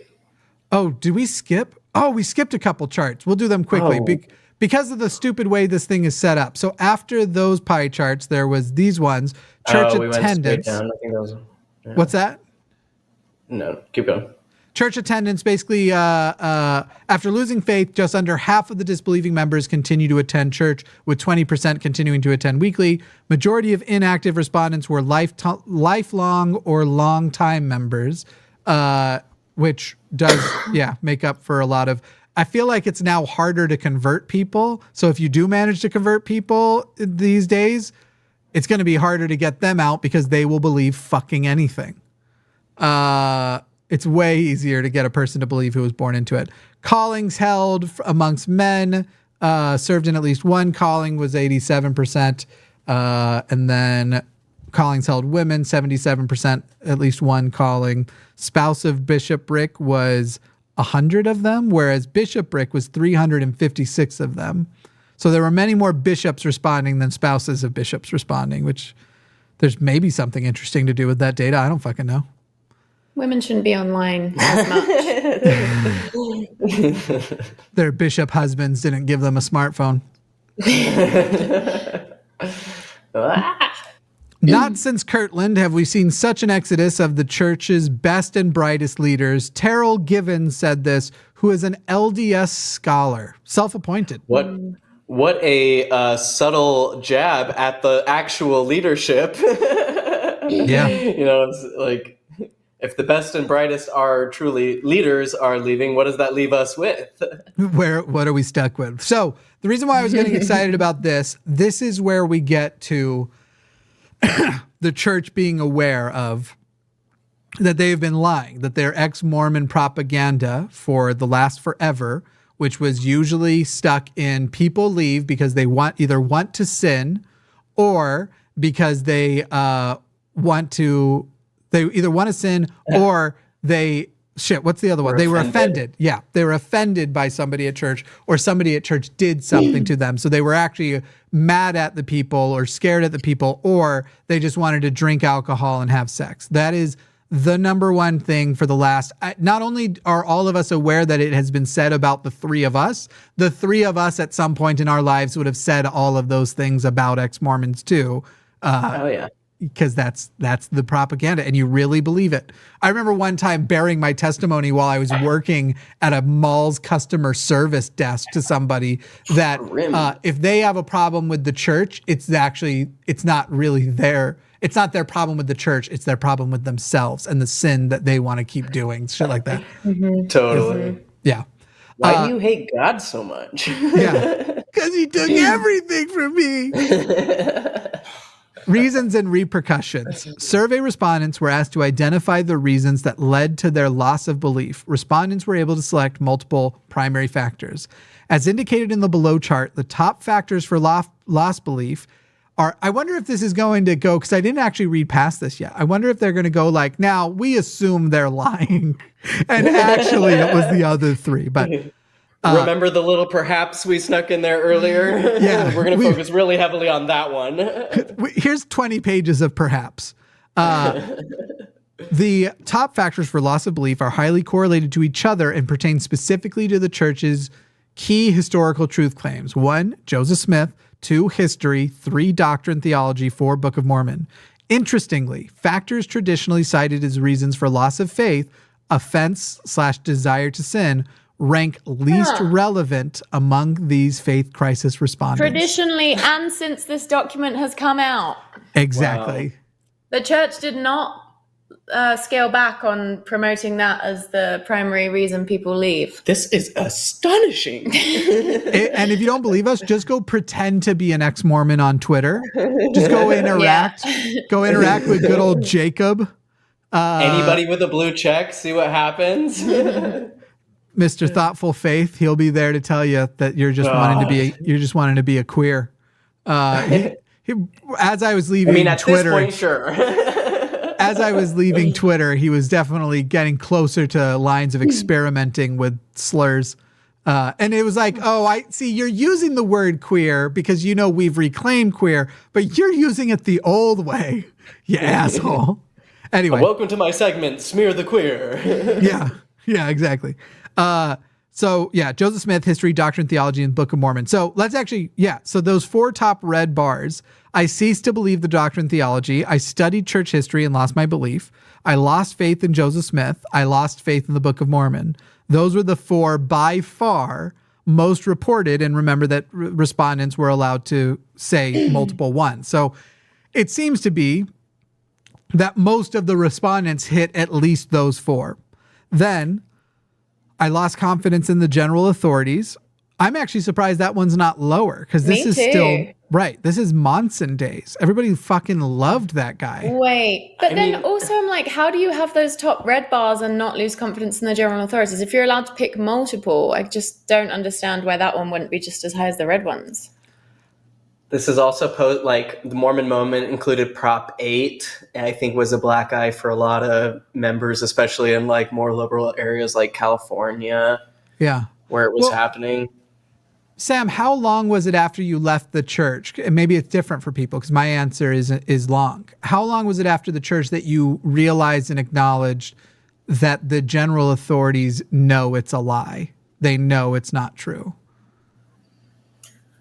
I don't know. That one's kind of that one's a gray area for me because I mean, there is deliberate lying and they know things. But I also just think the ability for humans to compartmentalize and justify even in the face of full on evidence. I don't know. So I guess I see that as they're probably different from leader to leader. And this is why, though, I think that the lost confidence in general authorities could be less than the red bars because I mean, for a long time after, I was like, sure, they use obscure language, but they never directly say they talk to Jesus. And so maybe whatever, maybe, I don't want to let go of Hinckley, who I loved more than my actual grandparents. And so I think I get why your relationship with whether or not they were as much of a malicious fraud as Joseph Smith or the Book of Mormon was. They might look at someone like Thomas S. Monson and go, I can fix him. Yes. Couple things. I was a reverse. I lost confidence in the brethren first and then just kind of whittled it back through time and was like, oh yeah, Monson, definitely not a prophet. He never sat right with me. I liked Hinckley, who now I can look back and be like, oh yeah, he was a PR guy telling lies for the Lord, but he seemed like at least he had the pretense of being nice. Right. Monson was always kind of had an eerie vibe to me. I didn't. But he, compared to Nelson, had the pretense of being totally. Nice. Yeah. Hinckley felt humbled by what it must have been the humbling experience of having that squeaky fucking voice. Yeah. That must have made him just a nicer guy. That was a dick joke, but I'm going to make it. Oh, I love Even Jesus Christ. Amen. Here's your popcorn, Mr. Simpson. I assume that top bar, the I cease to believe the doctrine theology, basically represents everybody except for maybe the one person who actually said they did want to have sex and drink alcohol. Good for them.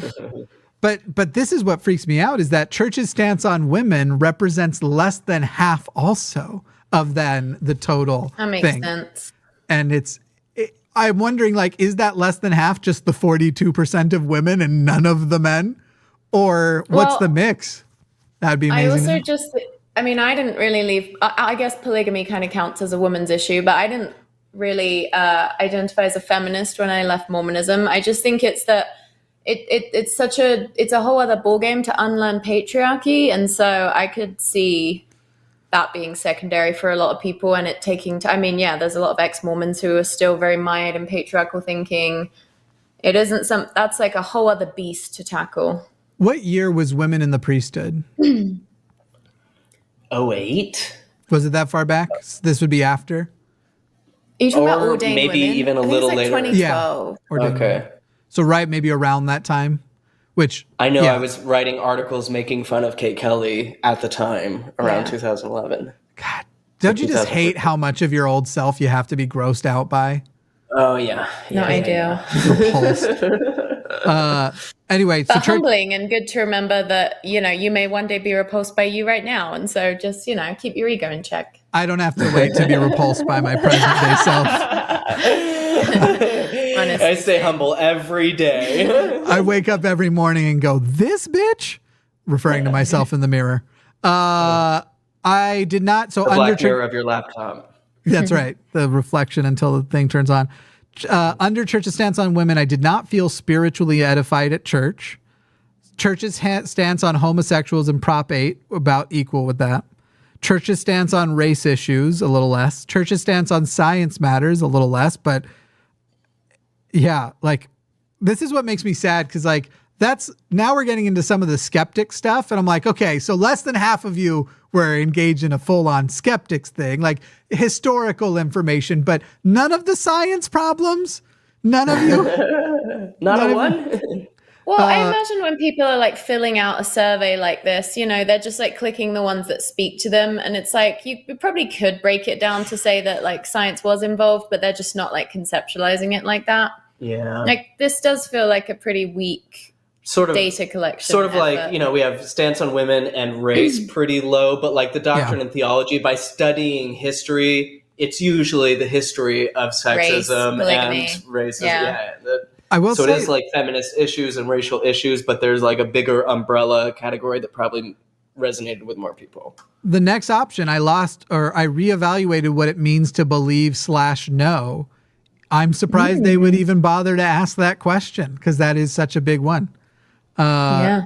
I lost confidence in local church leaders, which that's the one that people, if I'm watching as a shitty Mormon Twitter apologist, Yeah. that would be the one where I go, well, that's the same as being offended by somebody at church. That's clearly the same thing. That's the one I go in. I lost my faith I in like God. that Ben Shapiro is an ex-Mormon. Oh yeah. I'm glad to know I apparently can do Ben Shapiro. I just needed to try to channel to imperfectly I didn't channel even hear Jacob. it. It just annoyed me to such a degree that only can be reached by Ben Shapiro. All I did was I added nasal to my voice and I went fast. That's all he does too. Interesting that this is I feel like this statistic can no longer be true. Or technically this is loss of belief. I want to know how many of these people are atheists now. I lost my faith in God could be, it doesn't mean you're not an atheist now if that isn't why you left the church. Because I guess I lost my faith in God of any God. I tried to do the deist, first like a progressive Christian thing, but that almost didn't, I barely spent any time in that phase. Then a sort of spiritual Buddhist thing, and then deism, and then I was out.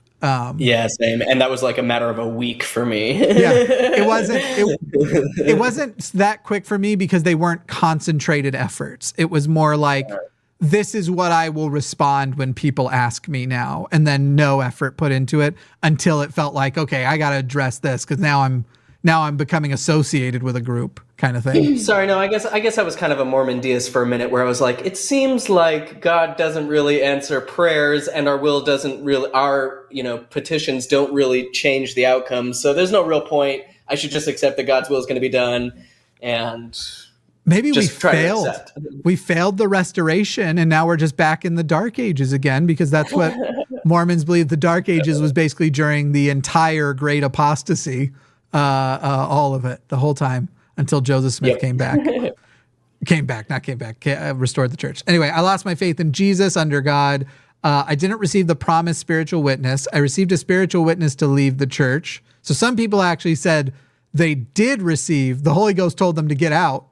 Lack of meaningful friendships within the church, very small amount. And then tied for the very last, almost nobody saying this was why, I or someone was abused by someone at church. I was offended by somebody, or wanted alcohol / extramarital sex. Apparently you couldn't have had those be two separate options to measure. You have to group in affairs and drinking together because they're so similar.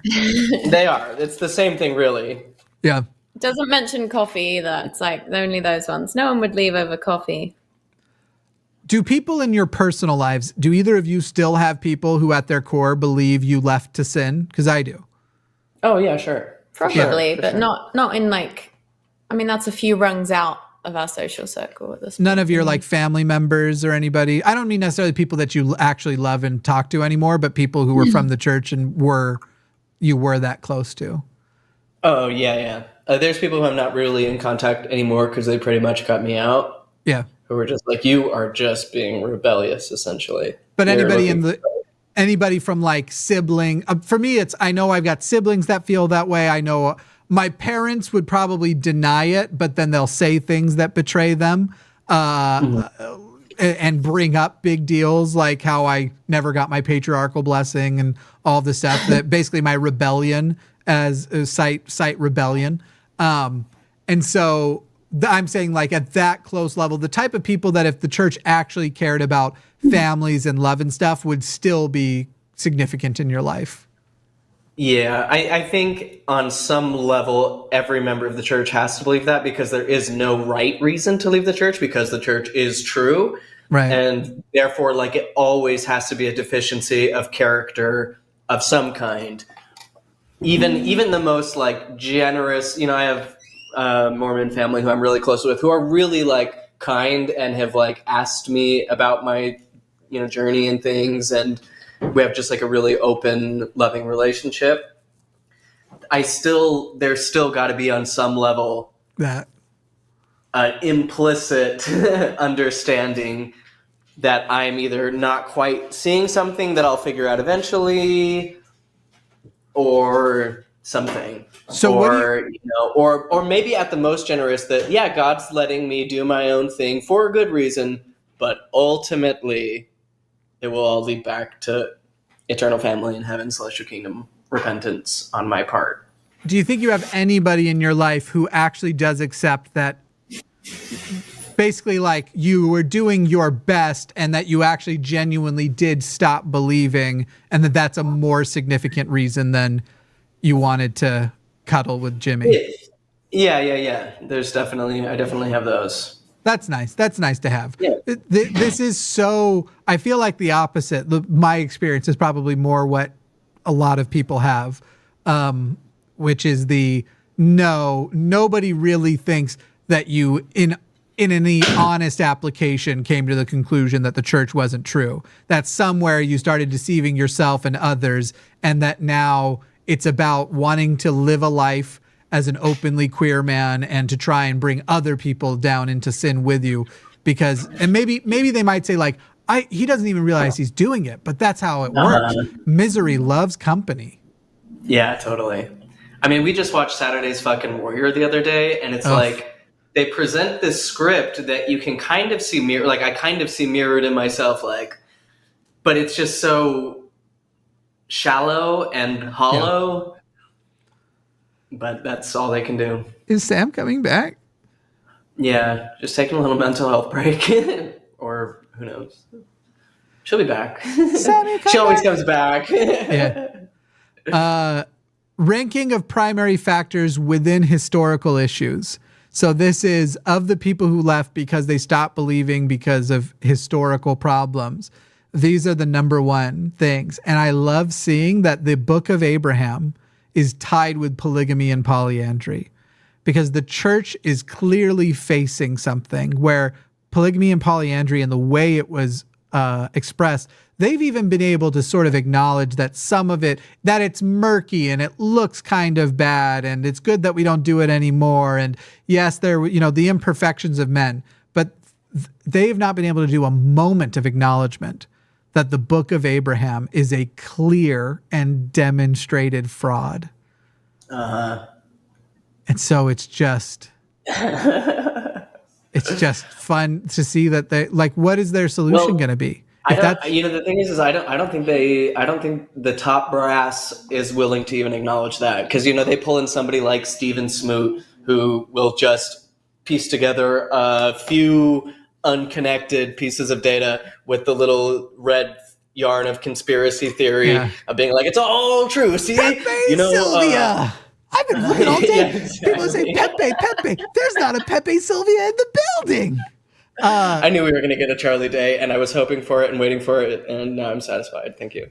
Sam, we're on the part of the chart where they're showing the specific historical issues that they have and talking about how the Book of Abraham is actually tied at the top with polygamy and polyandry. And I was bringing up how they will do some backing off of the polygamy polyandry stuff and go, some stuff looked bad, but it probably wasn't. They'll do a little bit of attempting apologetics of, there might have been some problems happening and some imperfections because, sometimes they act as people and not as prophets, but they can't do even an ounce of that with the Book of Abraham. So what do they even do now that they've identified that the Book of Abraham, and for non-Mormons who are watching, after doing the Book of Mormon, Joseph Smith comes across some Egyptian artifacts and claims that contained on them is a book written by Abraham. It's also Moses and one other, right? What's the other one? He was getting gratuitous. It's too much. Basically. And so this is called in Mormonism the Pearl of Great Price. And one of the things that's included in it, Mormon's Apocrypha. is this image that is basically just a routine burial ritual. Are you switching? What's happening? Chaos. This is too much chaos. I don't know what to do.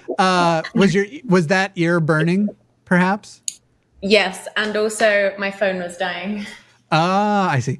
Getting close to it included this image from the sarcophagus that he had of what was just a routine burial ritual, and he made translation claims about it, that it was actually depicting Abraham sacrificing Isaac, and that the entire thing has been entirely debunked as a fraud, that is not, he was completely wrong. None of it was true. And then even these things about translation and his translation keys were wrong. After the finding of the Rosetta Stone, they uncovered that it's just a fraud from the ground up. And the Book of Abraham was the number one historical reason, tied with polygamy, that people left the church. You ever hear them address it ever? Not a once. No. Of all of the things that they love to focus on, realize that the Book of Abraham could not have possibly been written by the hand of Abraham.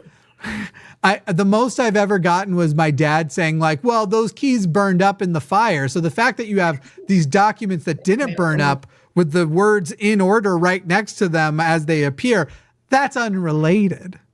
That's just look over here as I do my magic tricks. I think the magic trick now is he didn't write it. Obviously, Joseph. Obviously, it wasn't written by Abraham. But where do you think the story came from? Let's talk about the Book of Abraham. Pick a card. I didn't know you were into prestidigitation, Jimmy. I always have a deck of cards close to me because I am such a chronic fidgeter. I fidget with. Oh, it's great it's perfect for that. Hand stuff. Yeah. Anyway, Sam, what was your number one historical issue? Would you have put it also with either polygamy and polyandry or the Book of Abraham? It's hard to say, really, because they all sort of built upon each other. The main ones were definitely polygamy, racism. Book of Abraham was a big one for me, and they're all kind of working in tandem to get to the tipping point. But I do feel like maybe polygamy was sort of the But then even saying that is reductive, because it's like race in the priesthood was what eroded my faith in prophecy from the leaders. And so they all kind of, it was a marriage. But Book of Abraham, certainly in the top tier of reasons. Now, number 3 reason for slightly more than 15% was, as they put it, still, they've not upgraded their brandings at all here. Blacks in the priesthood. God, just the amount that I would have used the word blacks growing up for being Mormon. They really love it when you just categorically just throw it out there. Make sure to really hit that vowel sound. Blacks really hard. Blacks in the priesthood. And then DNA in the Book of Mormon, only 15%. Masonic. Okay, so I was just thinking about the Book of Mormon thing. So like Book of Abraham, it's just a singular category, but then there's like 3 Book of Mormon categories. Yeah. That probably broke up the vote a little bit, because I would have said the Book of Mormon would be a top one for me. Yeah. You can almost tell which groups, what percentage of these people read the CES letter. Like that's as I see like that in there. Multiple versions of the first vision is close. Masonic ties to temple ceremony. Women in the priesthood then tied for multiple versions of the first vision. Anachronisms in the Book of Mormon. Church positions on science. Changes to temple ceremony. Credibility of priesthood restoration. Blood atonement. Book of Mormon translation. Adam God theory. I'm glad that took some people out. Mountain Meadows massacre, loss of credibility of the 3 witnesses. The Kinderhook plates, for non-Mormons who are watching. Joseph also fell for it. Fell for somebody who... An incredible, spectacular fraud Somebody story. Purposefully made fake plates called the Kinderhook plates, asked Joseph to translate it. He then translated it into nonsense, into more Mormon lore, thereby proving that he had none of these translation powers. And Mormons just don't seem to give a fuck. No, in fact, until like 1965, they were saying in the church magazines, the Kinderhook plates are yet another testament of the prophetic gift of Joseph Smith. And then they did like carbon testing on the plates, and they're like, oh, these were for sure a fraud. And then they were just like, oh, okay, that never happened. Let's move that back. Translate it. Joseph and Kinderhook is literally tied for Mark Hoffman scandal. So basically, the same people who would have been aware of one, aware of the other. It's not surprising. Joseph Smith, History of Treasure Digging and View of the Hebrews. Who wants to read the disclosure to other parties? I can do that. Wonderful. Who are the other parties? I think they're talking about like spouses and stuff. Oh. In general, the believing spouse of a member experiencing a faith crisis tends to be aware of his or her struggling spouse's faith crisis. Church leaders and friends tend to be less aware. Young members are least likely to disclose their faith crisis to church leaders. Only 2 of 203 teen respondents, less than 1%, state their church leaders know most everything. Members in their 50s and 60s are least likely to disclose to their spouse. That makes sense. 5% less likely than all ages. You can just keep going. Social repercussions. For those who disclose their faith crisis doubts, many report feelings of social excommunication from LDS family and friends. Over 50% of active members in faith crisis report moderate to severe cost to relationships and their individual emotional health. Which shows another one of the things that they will harp on, which is that we don't, it's not policy. We don't do like the disfellowship that they do in Jehovah's Witnesses. The Jehovah's Witnesses, it's not like we say you can't be or whatever.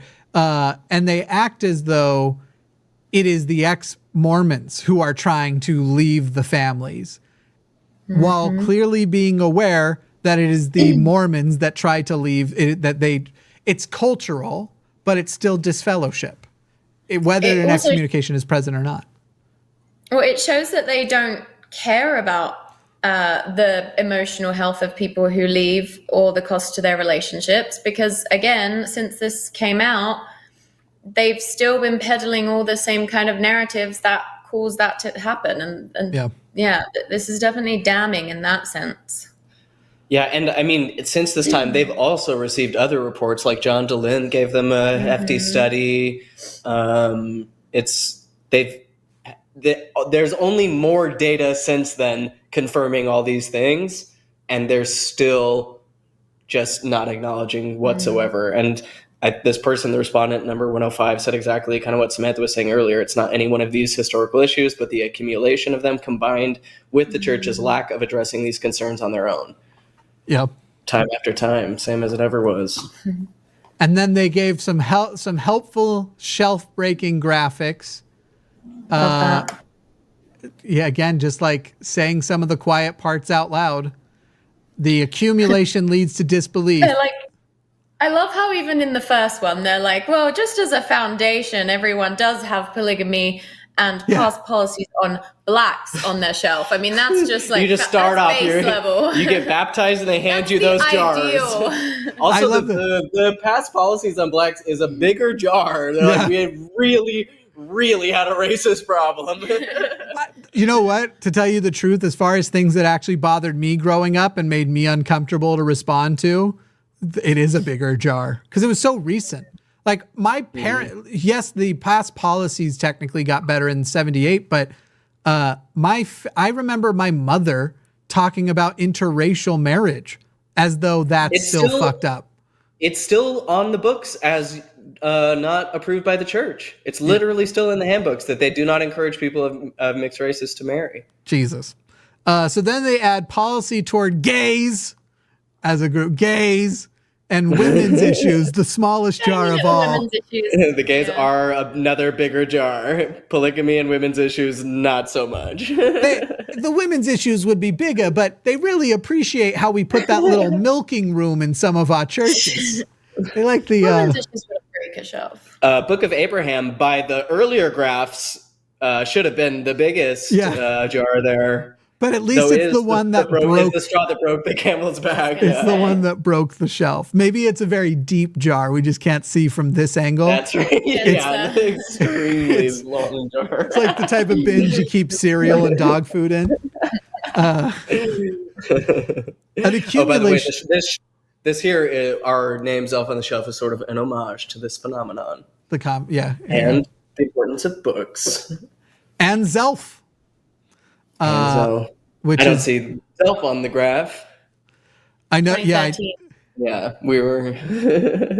An accumulation of several historical and social issues, not just one. By the way, if you're wanting to call in, go ahead and start calling now. We need to do at least one before the show's over to stick to the theme of the channel. But go ahead and get your calls in right now because we're about to do that. And then we will do super chat. So if you have super chat questions or comments you want us to respond to, and then we will close out the show after all that. And we do, you got a super chat. If we can't pay for the show, we actually have to sell it to the church. The Church of Jesus Christ of Latter-day Saints is our current highest bidder for the church. So we really need those super chats so that we can avoid that. But once they own it, then you will be the poster boy of the church and then you will get excommunicated and we will have come full circle. I think they're planning to offer me enough money to pretend to unbreak my shelf. How much would it take, Jimmy? Money doesn't mean anything to me anymore. It's not. Wow, you must be really rich, Jimmy. No, the idea of doing something because of money doesn't mean anything to me anymore. I'm definitely not rich. I wish I was. I'm very bad at keeping hold of money. I tend to do things like buy production equipment for channels that I love and people I want to see succeed. For all my notable charities to smaller content. No, it's the idea of it wouldn't be money anymore. It would be like, all right, if you come over, we'll let you change the policies. We'll make you the president. Then I'd join. Then I'd fuck yeah. Yeah. Hell yeah. An accumulation of several historical and social issues. For me, it would just take Alan H. Oak saying, I'm so sorry.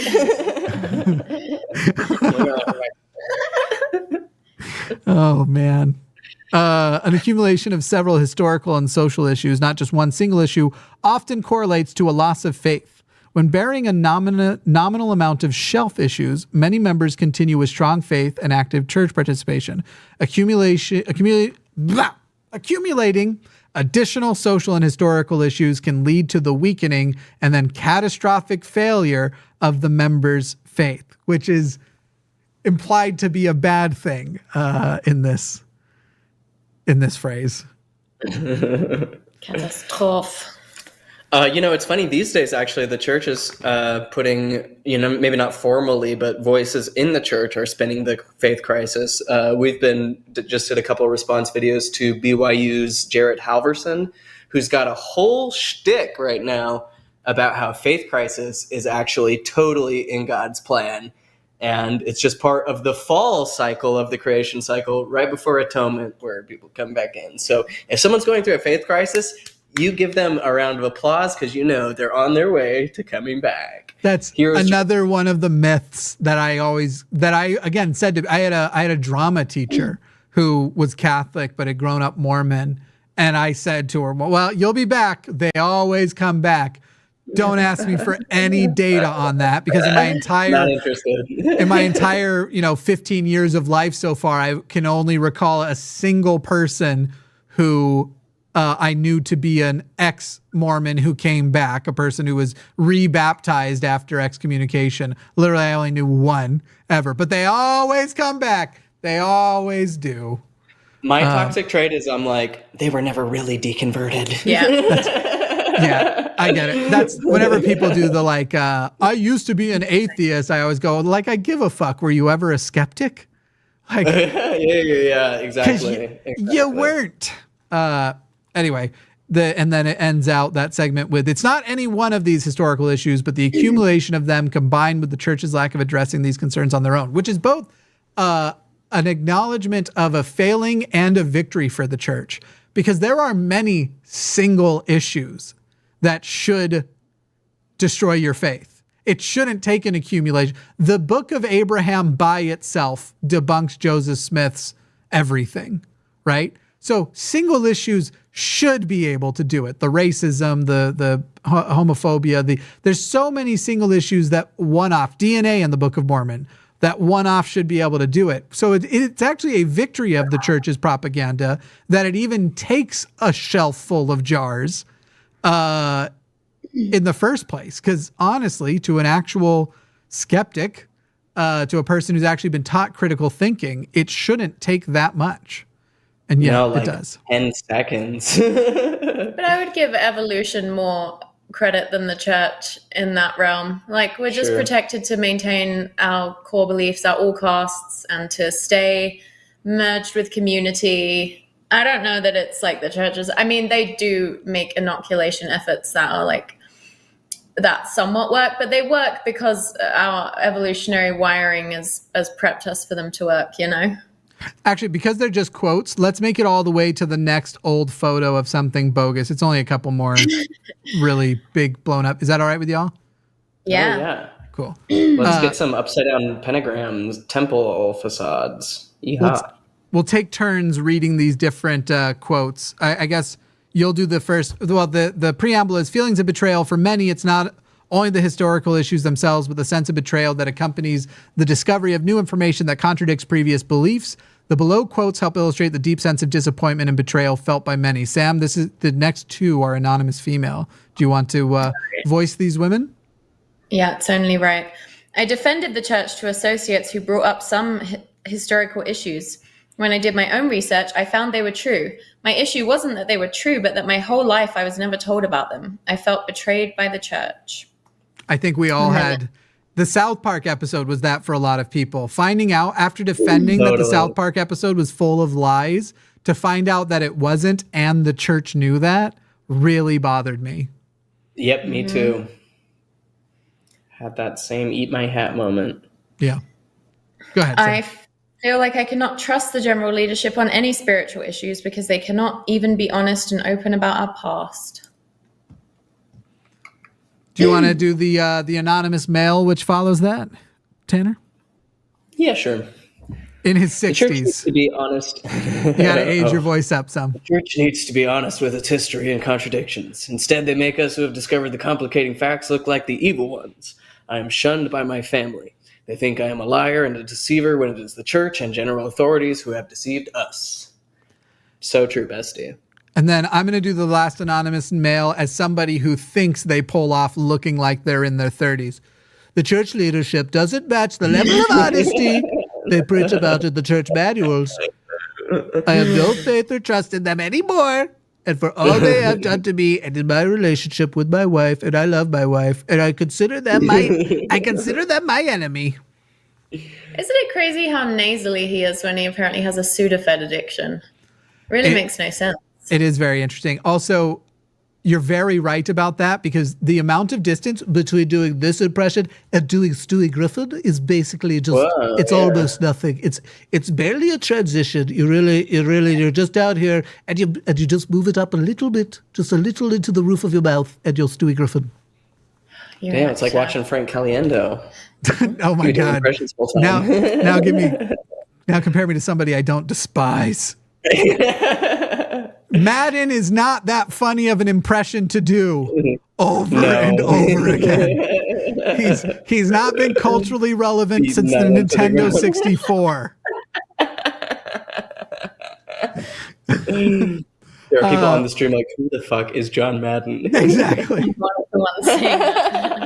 Who wants to read the is this the last one? Yeah, who wants to read the last page of survey key findings? I'll fine, read it. Okay. Survey key findings. 1. The significant majority of survey respondents represent long-term members who were, until recently, actively engaged in holding leadership and other callings. 2. Members in faith crisis tend to be married, more educated than average, and earn higher than average incomes. A little less than half of these disbelievers remain active in the church, while over half no longer attend. The majority of those who left did so in the past 7 years. Among historical issues, the Book of Abraham and polygamy/polyandry are the most significant factors leading to a loss of belief. I just have to really quick interject and say it makes total sense that the church and evangelical churches generally are like really anti-education and have that like far right spin, like college should be like wildly expensive and no one should go to it and you shouldn't be allowed to, there's, because they do it. I mean, they've said in the past, fucking Boyd K. Packer said that intellectuals are one of the great enemies of the church. Like, of course, they don't want people to be educated in any way. Among historical issues, the Book of Abraham and polygamy/polyandry are the most significant factors leading to loss of belief. That's interesting, and maybe something that we should note and hit.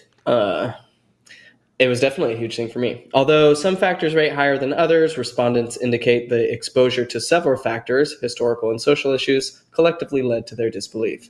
Spouses tend to be aware of the faith crisis issue. Church leaders and friends tend to be less aware. Members in faith crisis who attend church regularly tend to suffer the most mental and spiritual anguish as a result of their discovering these issues. Here, before you read the last two, so I can give some time, we need some people to, no one's called in yet. What I want is, if you're an ex-Mormon, I imagine there's a few of you in chat. If you're an ex-Mormon, call in 720-619-2288, 720-619-2288, or the link in the description if you want to connect via that.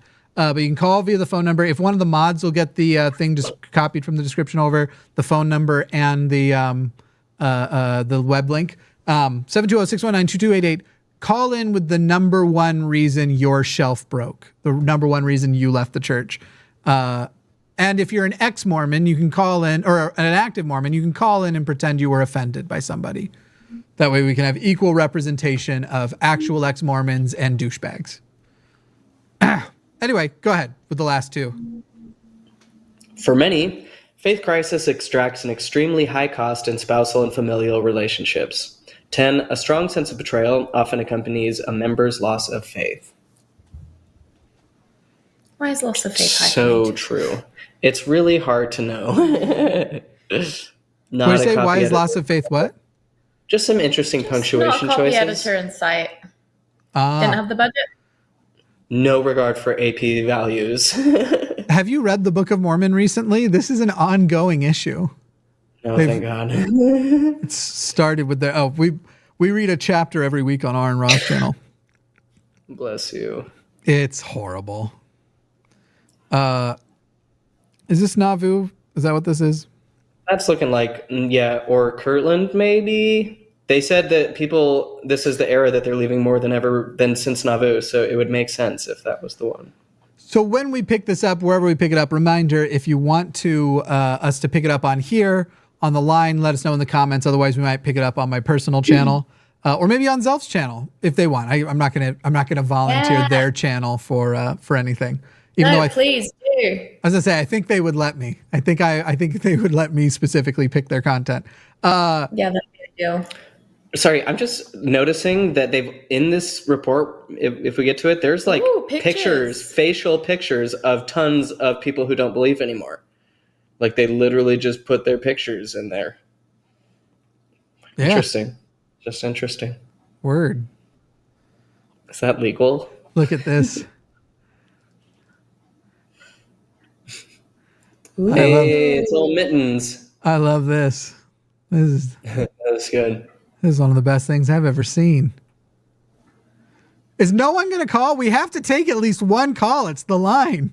Somebody fucking call and just tell us we're doing a good job. You can compliment me for once. I will allow one compliment. Somebody call the fucking show. 720-609-2288. We definitely need to take at least one call before we go, and then we'll do. Maybe we'll do. Just need advice.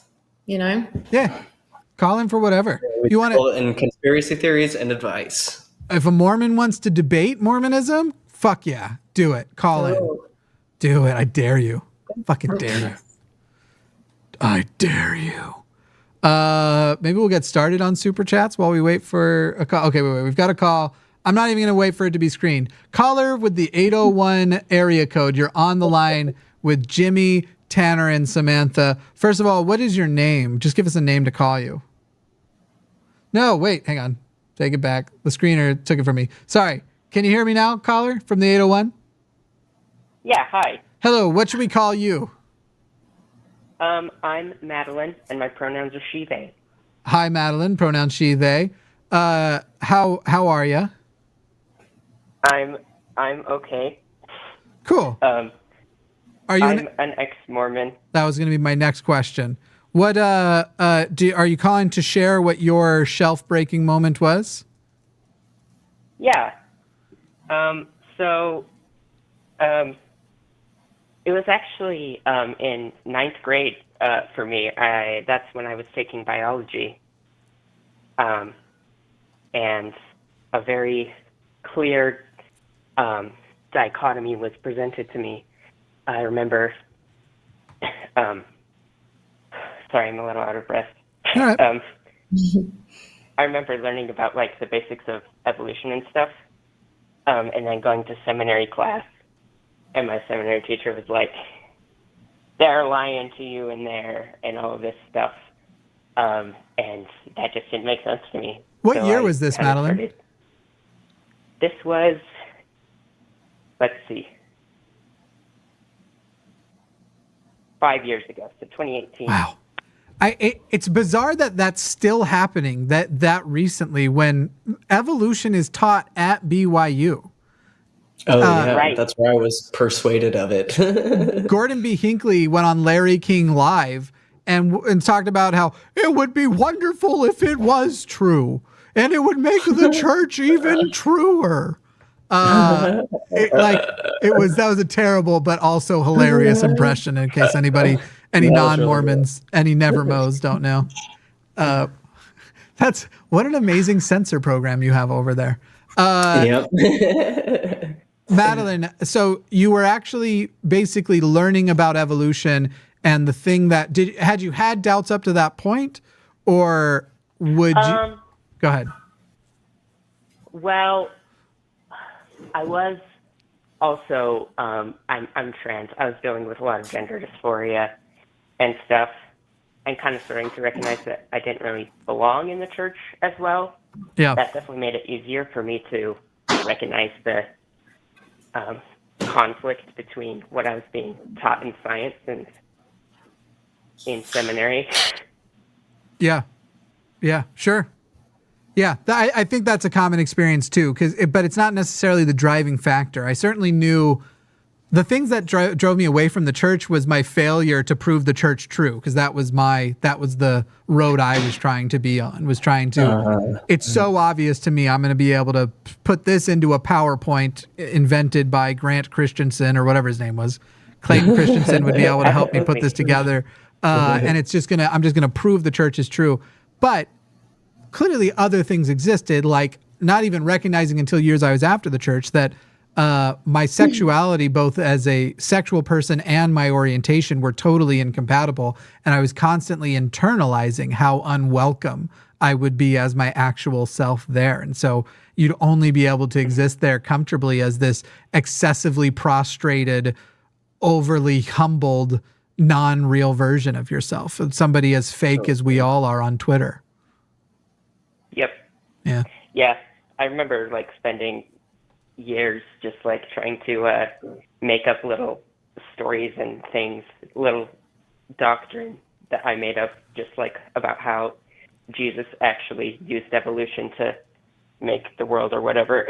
Yeah. Which doesn't work once you go to the temple. It all sort of falls apart because the temple really solidifies a lot of, first humans and all that sort of stuff. And so my dad's version of making that work was, there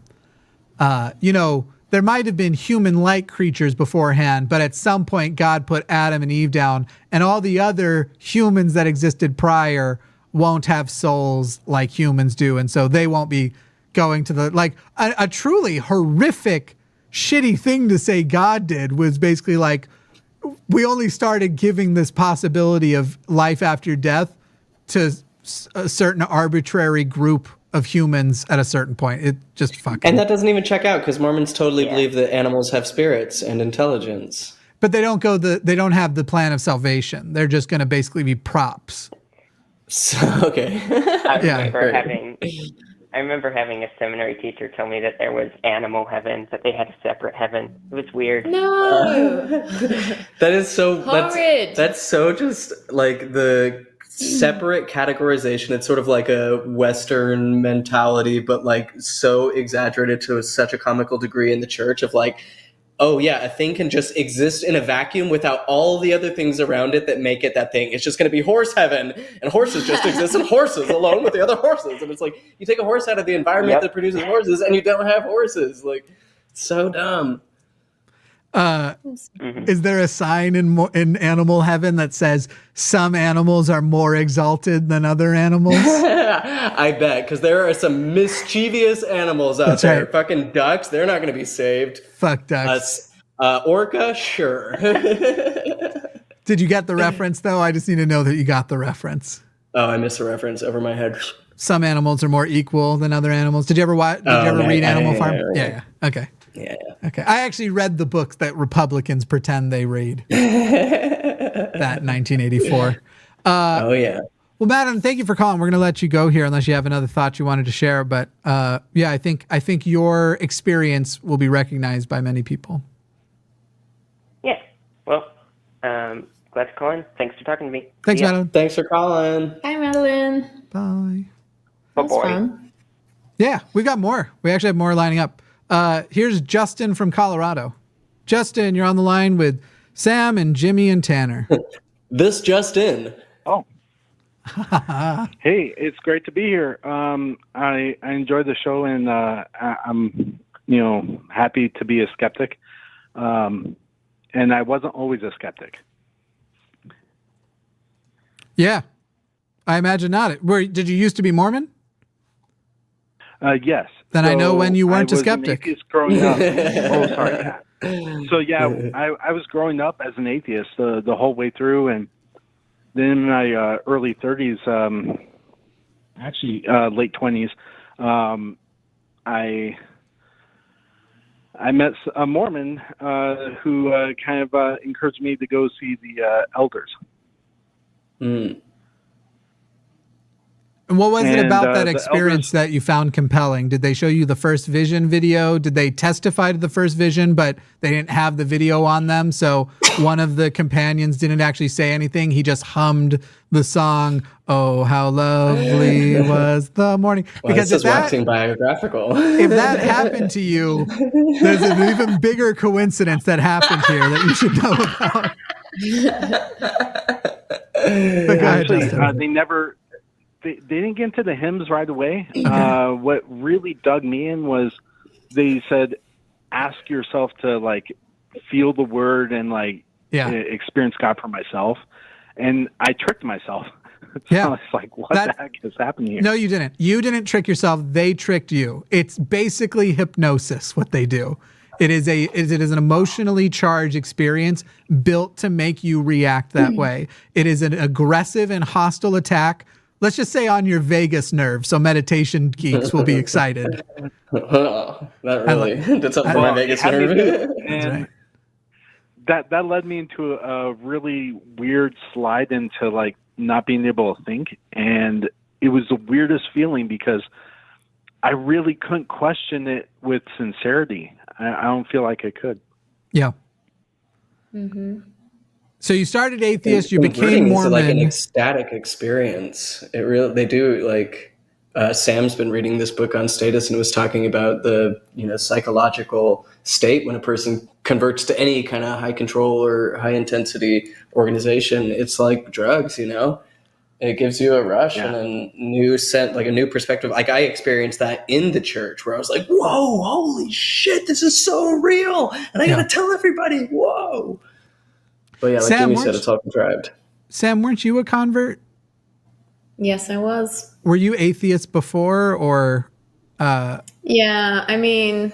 Born atheist, learned to be a skeptic. Atheist, same. Yeah. Yeah. Kind of atheist, agnostic. I mean, yeah, I was basically atheist. So was your experience similar to Justin? A friend got you to meet with the missionaries and you. That's exactly what happened. Yep. And got you to have some feelings. Justin, what was your shelf breaking thing? Actually, without getting into too many specifics, I traveled overseas and kind of lost touch with the ward that I was with. That's not insignificant, though. And this is part of the challenge that I've given to other people. If the church is true, it'll still be true if you take a break. And it won't feel less true just because you don't go to church as often. That's not how true things work. And yet so many people, when they stop going to church, how obviously true the church appears starts to sink away. What is that?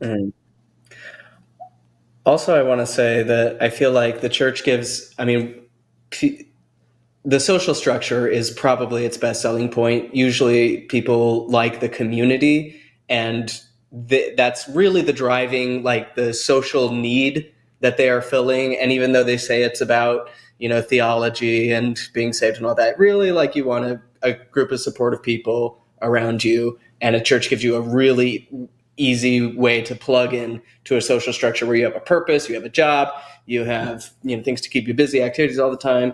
But it ends up, and when people convert, they're definitely like love bombed, showered with like, oh my God, you're so cool, you're so brave, you're awesome, you've seen the light, write your end story right now. But then like you realize the longer you spend in the church that those relationships are sort of just part of the infrastructure and not like necessarily a deep-rooted connection with other people, because the church is always the intermediary in your connection with other people, and you're not seeking communities of similar interest as much as, or like in your own innate interests and things, because it's more of like a general thing at church, right? But like then you move away and you expect to be close to people, and then it's like, oh well, we're not in the same ward anymore. I experienced this growing up where it's like I thought we had really good friends, and you're in another ward and it's like, oh, you're in another ward, you have a new set of friends now. But I don't know. Yeah, that is a weird thing that happens. The way in which just ward hopping, I don't know, part of this was my family also growing up and us moving around a lot because my dad was in the military and stuff, that we just did not have. We'd never learned significant, deep social connections with anybody. Right. Including other members of the family.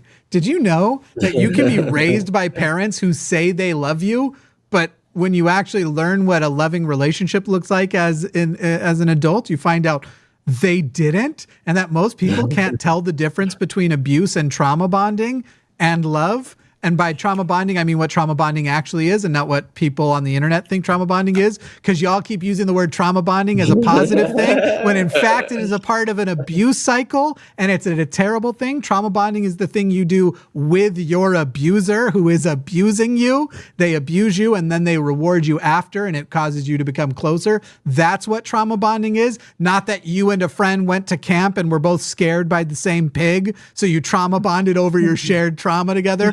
That's not what trauma bonding is. Stop using it wrong, please. And now someone's going to say Jimmy's gaslighting us. Anyway, Hey, seeing a pig can be traumatizing, Jimmy. Haven't you seen the newest I Think You Should Leave? Yeah, oh my For 50 seconds, I thought there was monsters on this world. That was the most important day of my life because I realized that I do not enjoy my job. I love that show. Oh my God, the bit about only being there for the zip line. Justin, do you have any other thoughts before we let you go? Sorry, Justin. Well, I don't think that I'm going to be sucked into the Mormon church anytime soon again because I got some skepticism now. Yeah. And thanks to people like Matt and yourself who genuinely showed me how to properly react to stupidity, which is a certain level of anger and a certain amount of sternness. So, yeah, cool. Awesome. Well, thanks, Justin. Yay, Justin. Yay for skepticism. Absolutely. Huzzah. Enjoy your life. It will be better now. Probably. thank you, sir. I can't prove that. Fascists are starting to win, so who knows? But You never really know with that kind of stuff. Thanks, Justin. see you, Justin.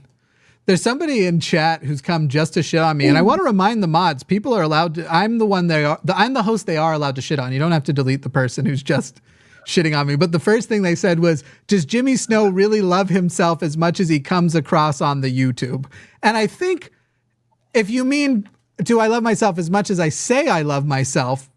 Yes, because I'm constantly expressing my own deep self-loathing. But I have a feeling that there was a different thing there. Anyway, my favorite part of that whole fucking show was this season was the was his name Ronnie?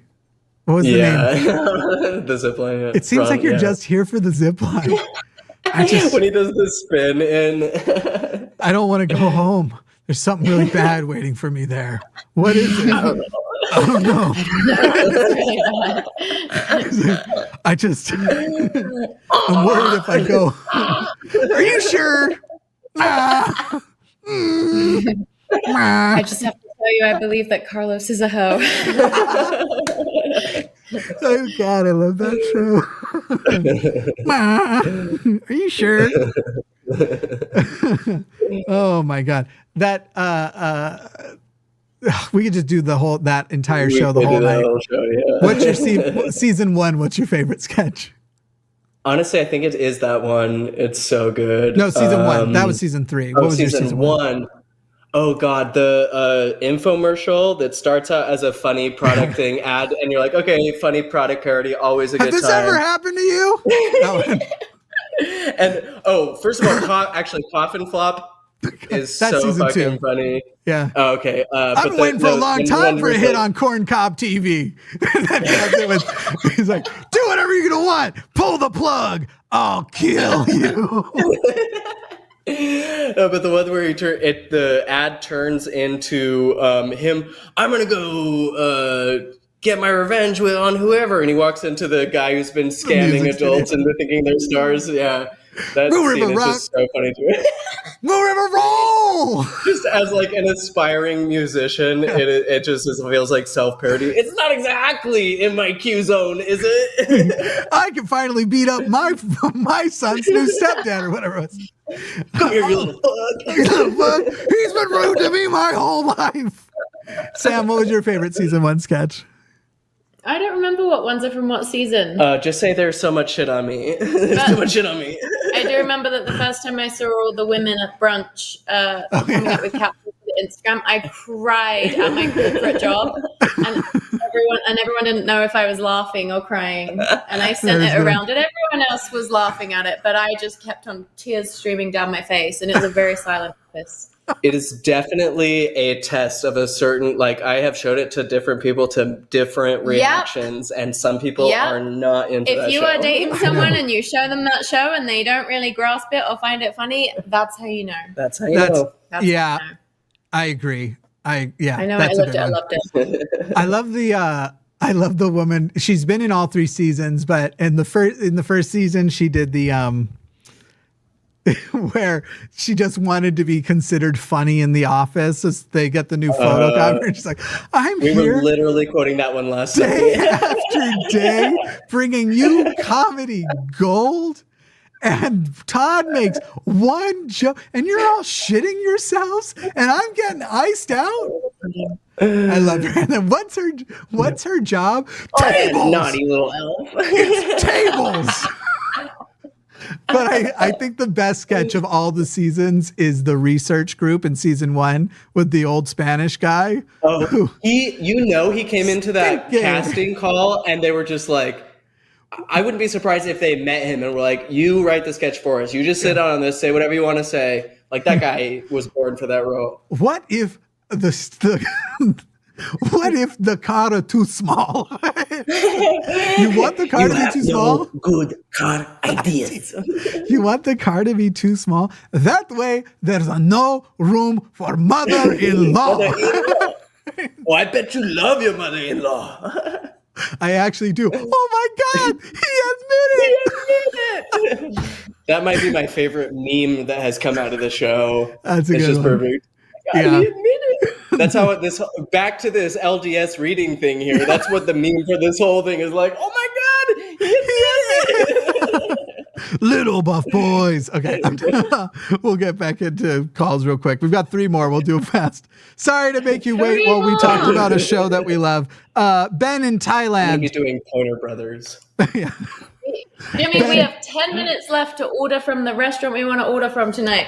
Oh, just order while we're talking. Ben, but Ben from Thailand, you're on the line with Jimmy and Sam and Tanner, but mostly Jimmy and Tanner because Sam is going to order some food. Oh, hate to miss Sam. She's still here. No, I'm still here and I'm very available, Ben. Okay. No, you're not. Anyway, yeah. Go ahead. Are you calling to share your the thing that broke your faith in the Mormon Church? Yeah. I'm 71 now, so this happened a long time ago. Okay. But I came home from my mission, and a guy I went to high school with called me on the phone and said he wanted to get with me. I thought he wanted to sell me multi-level marketing stuff because that was really big back then, Amway. Anyway, I got with him, and he said to me first off, he says, the Native Americans don't have Israeli blood in them, and the Book of Abraham is not what Joseph Smith said it was. And I just kind of blew it all off. I said, oh, you're full of stuff. And it took probably 5-6 more years before it started to really sink in, but I kind of ruminated on it for a long time. But that's what broke my shelf eventually, along with what happened with what would they call it, Proposition 8 or something in California. And yeah, there were different things that happened that kind of slowly killed me off. And the funny thing is, when I started to show a little bit doubt, the church would give me higher callings. I ended up being a high priest and doing something in the ward in Texas, and because they could see I was kind of slipping, and I guess they thought that was going to keep me in. Yeah, that's not. And it worked for a little while. That was an old tactic of theirs. Not at all surprising. Do you all remember there was a movie that the church was basically trying to make sure everyone was terrified to watch, and that it would invite Satan in, called DNA versus the Book of Mormon? Totally, yeah. No, I I remember that. Did you watch that one, Ben? Did that ever make it in front of you? No, I never saw that. Never heard of it. I got to go find it and actually watch it, because I just remember that the There's narrative. that bishop from Australia, right? I don't know. I never watched it, but their narrative was like, it's so obviously wrong, but it's actually filled with all sort of like things to invite Satan in, and they say that. But did you know that there's a genetic marker that only Israelis and Native Americans have? Only those two in the world. So is it that they aren't descendants, or have they just not figured out their connection yet? It was that shit. You heard that same one? Yeah. Sam, had you heard of that movie? Nope. We should watch it together, the 3 of us, in virtual reality, in a virtual movie theater. Virtual popcorn. Hell yeah. They have that, and it's Big Screen is the name of the app. Anyway, Ben, anything else you want to share about your shelf breaking before we go to the next? Everybody should retire and come to Thailand because it's beautiful and the food is great and everything's wonderful. And that's my 5-year plan, Ben. Oh yeah. Can you fund this retirement for me, Ben? Well, Social Security's enough. Yeah, there you Believe go. it or not. There you go. Now, does Anyway, it's good to the talk to Social you. Security Administration know the money's going to Thailand? Do they know you moved? Oh, yeah. Oh, Well, okay. Well, no, I have a Utah bank account still, Gotcha. but no. It's a wink, wink, and a nod. Well, we won't tell on you. Okay, thanks. All right. Thanks, Ben. Okay, anyway, thanks a lot. Thanks, Ben. Bye, Ben. Yay. Bye-bye. So 50 years ago would have been 1973. So he had to go on his mission before. I should have asked about that before before they gave priesthood to the blacks, as the Mormons want to make sure you call it, priesthood and the blacks, not any other way. They really, really will not make that so simple change, and they will defend it. Anyway, we're talking to Lee in California. What led you away from Mormonism? And it says here at the age of 16. What was it? It was primarily I guess the fact that as I was learning more, born and raised in the Mormon church, but it's just everything around me showed that from history and sciences and everything else that nothing of the church history or anything else was true. And it just kind of fell in with religion and everything all at the same time. What year was this? 1990. That's impressive. I mean, that's usually more of for a 16-year-old in 1990 to find those resources. What would you have? The book Rough Stone Rolling might have been out by then, and I think that's it. Well, No Man Knows My History. Yeah. Well, yeah, stuff like that. But it was there was a lot of stuff out there that was just talked real, I guess, just speaking on to say as far as the church goes, Joseph Smith and all the other stuff that are just what we were told growing up and everything, just that stuff's not true. Yeah. There's all kinds of the dark secrets, I guess you want to call that were really atrocious shit going on. Yeah. Mm-hmm. And I shortly after my 16th birthday, I was just going pretty much fuck this shit. Nice. It's I'm out of here. Yeah. I grew up with such a strong Mormon family as far as that goes, because we were talking quorum of the 70. I mean, members all the way back to dealing back from the very beginning. So it's very prominent, strong in my family. Yeah. Yeah. So very impressive to grow up in the church and at 16 in 1990 to find your way out. Definitely, definitely an impressive time to do so, and something that would have been much more difficult for a lot of people then. Yeah. When you were talking about the area of being ostracized, you grow up in that community, with the wards and stuff, and that's pretty much all I knew. That was my extended family. That's, going through Boy Scouts and all the other stuff. This is everybody that I knew. Yeah. And it was and it instantly, it's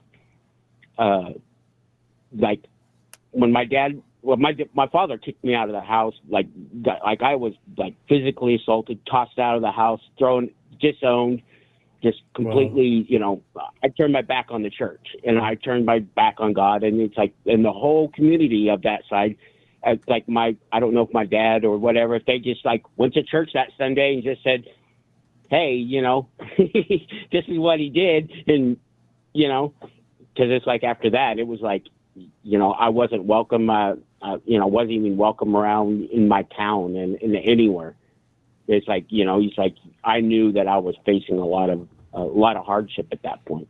Yeah. Wow. Yeah, that's a good point. And not only is it harder to find the resources to get out back then, but once you get out, the resources to find new community and stuff, obviously that's been also huge for people leaving the church. Even just when you leave in Utah where those repercussions happen, Utah has gone from being the worst place to leave to among the best place to leave because there are such robust ex-Mormon communities and you can find those groups so fast and easy, where it's leaving it. When I left in Wyoming, nothing like that existed, even though 20% of the town I was in was Mormon. And Yeah, there was just nothing like that. But Right. well, thank you for sharing your story with us, Lee. Yeah. Awesome. Thanks. Talk to you later. Thank you. All right, thank you very much. Bye. Yep. Sam, did you get your order in? Oh, yeah. Hell yeah. Last call, and then we're doing super chats. Somebody please super chat at least $10 and command Tanner to put his tiara back on. Nate from Arizona, that's a real thing. Tanner has a tiara that I just realized wasn't on. I thought it was going to be for the whole show, and now it's not. So somebody super chat requesting it be re-bequeathed upon his head. Yeah, in the meantime, Sam has it. Oh, it looks nice on you, Sam. Doesn't hit as hard. The jewel matches, great. actually. It's pretty great. Yeah. And A little too well. suddenly your eyes are bluer, too, which is maybe because you're, I think, being blasted by the setting sun, but they look phenomenally blue right now. Anyway, Nate from Arizona, you are on the line with Jimmy, Tanner, and Samantha. Hey, how's it going? Just peachy. How are you, Nate? Good. And I did notice the tiara, so I'm glad you pointed it out. Yep. Nate, are you calling to share with us your deconversion? What was the thing that broke your shelf? Yeah, I can do a quick version. Go for it. Probably at about 15 or 16. That's when my shelf started to break, but it was started because I had a girlfriend. And what year was talked this? To her about the church. If you don't mind. I'm 26 now. Okay. So 10 years ago. Yeah. 10, 11 years ago. Yep. Okay. Go ahead. Continue. All right, sorry. So I was talking to her about church at that time. I was a fully believing Mormon. My parents had been born in the church. And she had said something to the effect of, no, I'm never going to be a Mormon. So I was like, well, she must have some reason for thinking that. So that's when I finally started to do some research into it. And I think I found the Ex-Mormon Reddit first. Okay. Sorry. It was funny because your story at 15 or 16, I had the same experience with my Catholic girlfriend, and I thought she just was wrong and didn't realize that she was going to convert eventually when she realized that being a filthy Catholic was the worst thing she could be and that I was going to save her. But do continue. Right. So I did have some of those thoughts as well. Yeah. But after a little bit of research into Mormonism, it falls apart kind of quickly. Yeah. Yeah. So, right.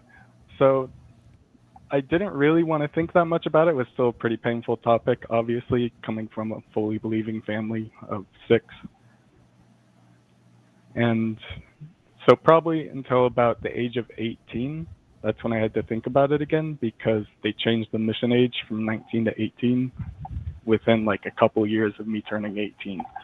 So that was like a pretty big shock of having to decide, holy shit, am I going to go on a mission? Yeah. And at one point, even my parents ambushed me by having the missions come confront me in my living room with my parents in the next room to ask me if I was going to go on a mission. So I kind of appeased them. I was just like, yeah, I'm fully intending to, basically. And then they left. Nice. Mormons love that confrontational, put you on the spot style shit. Right. I learned very early on that you just have to lie to everyone and you'll make it through just fine. Yeah, luckily they don't have that discernment. That's just made. That's right. That's just a. It's a psyop. The cracks of my bishop, actually. So. Yeah. He wasn't one of the real ones. Yeah. My dad is still so impressed with himself. I'd mentioned this the other day that, every now and then he would ask a teenage boy whether or not he was following the law of chastity and not masturbating, and that he would discern that he was lying. And so, this 20 to 30% of the time, he's calling out them as lying about not masturbating. And he thinks that's impressive because he doesn't know the statistic that 100% of them are lying about not masturbating. So it's a weird thing. Anyway, I think was that the end of the story? Was there a little bit more to share there? Right. Well, at that point, I just stopped going to church, and my parents kind of stopped bugging me about it. They never confronted me about it, so it kind of just strayed away. Did you eventually come out to them and let them know you're no longer a member? I mean, they know, and they'll invite me to church every once in a while, so they have to know that since I haven't gone, but they just never asked. What do you invite them to in retaliation? Absolutely nothing, but I should try something. You got to find something for sure. It's not very often. They're pretty hands-off about it. Just start inviting them to coffee tastings or wine tastings or something like that. Just every time they invite, it's like, oh, I can't, but would the two of you like to come to this little soiree? Do you all know what a key party is? I won't be there, but I'd like you to go in my stead. Ew, your parents.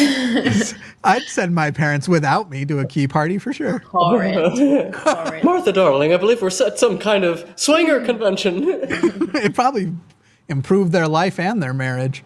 Anyway, Nate, sorry to derail. Go ahead and share your last thoughts there. Yeah, I'll make a final point. I'm just glad you guys brought up whether or how many of the people who were involved in this document would still be believing at this point. Yeah. Because it really does seem like it's tailor-made to deconvert you, especially with a little bit of like a scholarly breakdown instead of what you're doing, which is great. It would go like right along with the CEF letter at that point. Nate, did you just describe this stream as somewhat scholarly? No. He said not scholarly. Scholarly, unlike this stream. I it hope was properly labeled. Good. Okay, good. Yeah. Good. All right. Well, thank you, Nate, very much. Yeah, thank you. Next time, Thanks, recognize Nate. that you're talking to three scholars. Just kidding. No. I did think you were going to say Stooges. That would have been better. Yeah, it is very interesting to like hear people say and sort of be jealous, honestly, of people who got to leave after or who had doubts when something like the Ex-Mormon Reddit already existed, or even Mormon Reddit at this point. You know, you can go there and find your way out of the church plenty easily too. I don't know if you ever visit r/Mormon, but it's clearly been infiltrated. What's that? We check in. We infiltrate du temps en temps. Ooh. Have you got some sock accounts? Goddamn right. No. Not that you're willing to admit to, anyway. Let's see. Let's go into super chats. That's not the first one. That's the most recent one. Let's start with the first one. This is not correct. We don't see Sam and Tanner anymore. Let me fix this real quick. And we don't hear you until I fix it. I fixed this. I literally fixed this before the show. I noticed this was a problem. Whatever I want. Okay, now you're back. Horse slut. Oh, hey. Perfect. Perfectly timed. $5 from Mega Broken Fist. Thank you. Lots of hugs and go funky yourself, Jimmy. Something that you two I don't think will be aware of yet is some time ago I had asked people to stop sending compliments or calling in with compliments because they make me uncomfortable, and that I'm much more comfortable being told to go fuck myself. So now, as a term of affection, people tell me to go fuck myself. Oh, that's so sweet. Fuck you, Jimmy. Thank you.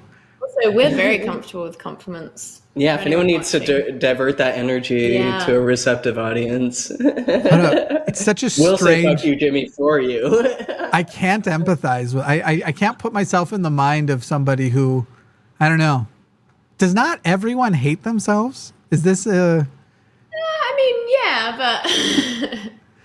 it's a you know, I have my little quirks, but I think I love myself deep down. Like, I'm like, we're just in this. What else we got? You know, I think a true skeptic realizes that we're all the products of our genetics and experiences, and therefore we're all basically the same as each other. And so therefore any compliments or insults are ultimately meaningless, but they do feel good in the moment. And that is still a valuable experience. Whenever somebody compliments me, I feel like they're telling me I successfully tricked them. Yeah, I could see that. I relate to that. Like, wow, Jimmy, you're so smart. The only one that I like is being told I'm funny, but that's because I think I'm funny, and I don't care, actually, if you don't. So it's like the insult of you're not funny means nothing to me because, like, I make myself laugh more than anyone, so you're wrong. because I am so goddamn funny to me. That doesn't square with my anecdotal evidence. Well, isn't the concept of whether something is funny or not totally subjective? So yeah. Aren't I only funny if I think I'm funny? Isn't that the only way? Or, I mean, I guess you could say like this crowd of people, if anybody finds you funny, then you're at least funny. Anyway, turn this into a joke where I end with funny looking. There's only a couple of these left, people. So if you want the show to go any longer, you're going to want to super chat now. Bones Elfkin says, LDS challenge, call in and explain iron use in the Book of Mormon in wherever America that doesn't show up in an archaeological record. And they'll just say, I'd like to bear my testimony that I know the church is true. I know that, and God will explain all of these things one day. That's all you're going to get is. No, it's very easy. I mean, you'd think that we've excavated everywhere in North and South America. They're going to find them any day now. We can't just reveal all the steel and all the horses and all the millions of people who died and all the submarine. We can't do any of that. That would just be too easy, okay? You think just because we can find proof of a couple of dozen people who camped along trade routes from 6,000 years ago or 4,000 years ago in ancient Egypt, that just because we're able to locate them with very little hints of where to look, just because we're able to locate them, you think that we'd be able to find the site of the single largest battle ever in human history with millions of people dead, chariots and iron and steel swords, and you think just because we can find a couple people in an Egyptian desert covered over by sand that we would find those millions of people? Is that what you think? Is that what you think? What do you think archaeologists do, you imbecile? That's a chunky. That's what it's called, right? Figure out what you do. What? Don't talk. They don't talk. Raven 200 says, if it took forever for that Stone Age relic, Pat Robertson, to become past tense, at least he had the decency to do it during Pride Month. Jimmy, go take a 3-page aura from Jotaro Kujo at Star Platinum. So the Raven 200 likes to expand his go fuck yourselves, or their, I don't know the pronouns, their go fuck yourselves into anime references, and that's what's just happened here. Jotaro sounds like something from that show that might literally be called JoJo. JoJo's Bizarre Adventure might be called. I had a roommate who was super into that show to the point that he started going by JoJo. Anyway. I'm just going to say Pat Robertson, not to body shame or anything, but totally looks like an evil ventriloquist dummy. I think we're allowed to body shame dead fascists. Like, yeah. Objectively, Hitler's mustache looked stupid as fuck. Stupid as shit, yeah. And here's the thing. I feel like if he had an ounce of good in him and hadn't been pure evil, what he was working with would have been much more delightsome. It was his evil soul that gave him the bad ventriloquist dummy energy. Oh, Pat Robertson. I thought we were still on Hitler's mustache. Because I was going to say, actually, there are good enough people with that mustache who it still was ugly on. Why... Charlie Chaplin. No, why did Michael Jordan for a while just do He did. Just do a Hitler stash. Why? It was like Dennis Rodman was like being like wearing dresses and being super progressive, and then Michael Jordan's like, why don't I go the opposite direction and just do a Hitler stash? Maybe this will help me sell white t-shirts. Because he was the Fruit of the Looms mascot. Okay, no one cares. Shut up, Jimmy. Move on. Colin Gerberding says, here's some money for you to not care about. Okay, if I said I don't care about money, that's not what I meant. Because you have to care about money. But I'm not motivated to, I would not wrap my person, I wouldn't sell out to that degree, especially, become a Mormon. Would I go silent if the Mormon church gave me $5 million to shut off my, to leave YouTube? I think about that because I've wanted to go silent and lose money for going silent. Like I've wanted to go silent anyway. And I'd use the $5 million to fight back in silent ways. Give my channel to Zelph. But deadly ways.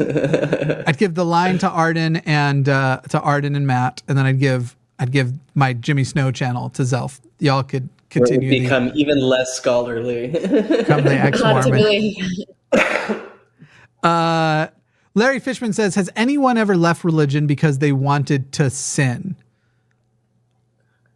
I mean, people do, of course, but it's like not the context they're looking, because ultimately sin is a fake diagnosis given by a church that's pretending to be spiritual healers, so much so that they, in the LDS church, they label their congregations wards. But it's totally made up. So I think a person who is like, I'm going to go have valid human experiences, that is totally valid. And the fact that they call it sin is sort of, just incidental or, malicious. I'll tell you what has happened way more than that is people being in religion to maintain a sense of well-being despite the fact that they are a shitty person. Exactly. To be able to be content with doing harm to people. It's just the fucking concept. I've never been able to get past this since leaving the church, of the idea of I can get forgiveness, but I don't have to get it from the person I did the thing to. Like, I really thought about how I hurt you, and I've realized I can forgive myself. What a fucking gross, toxic thing.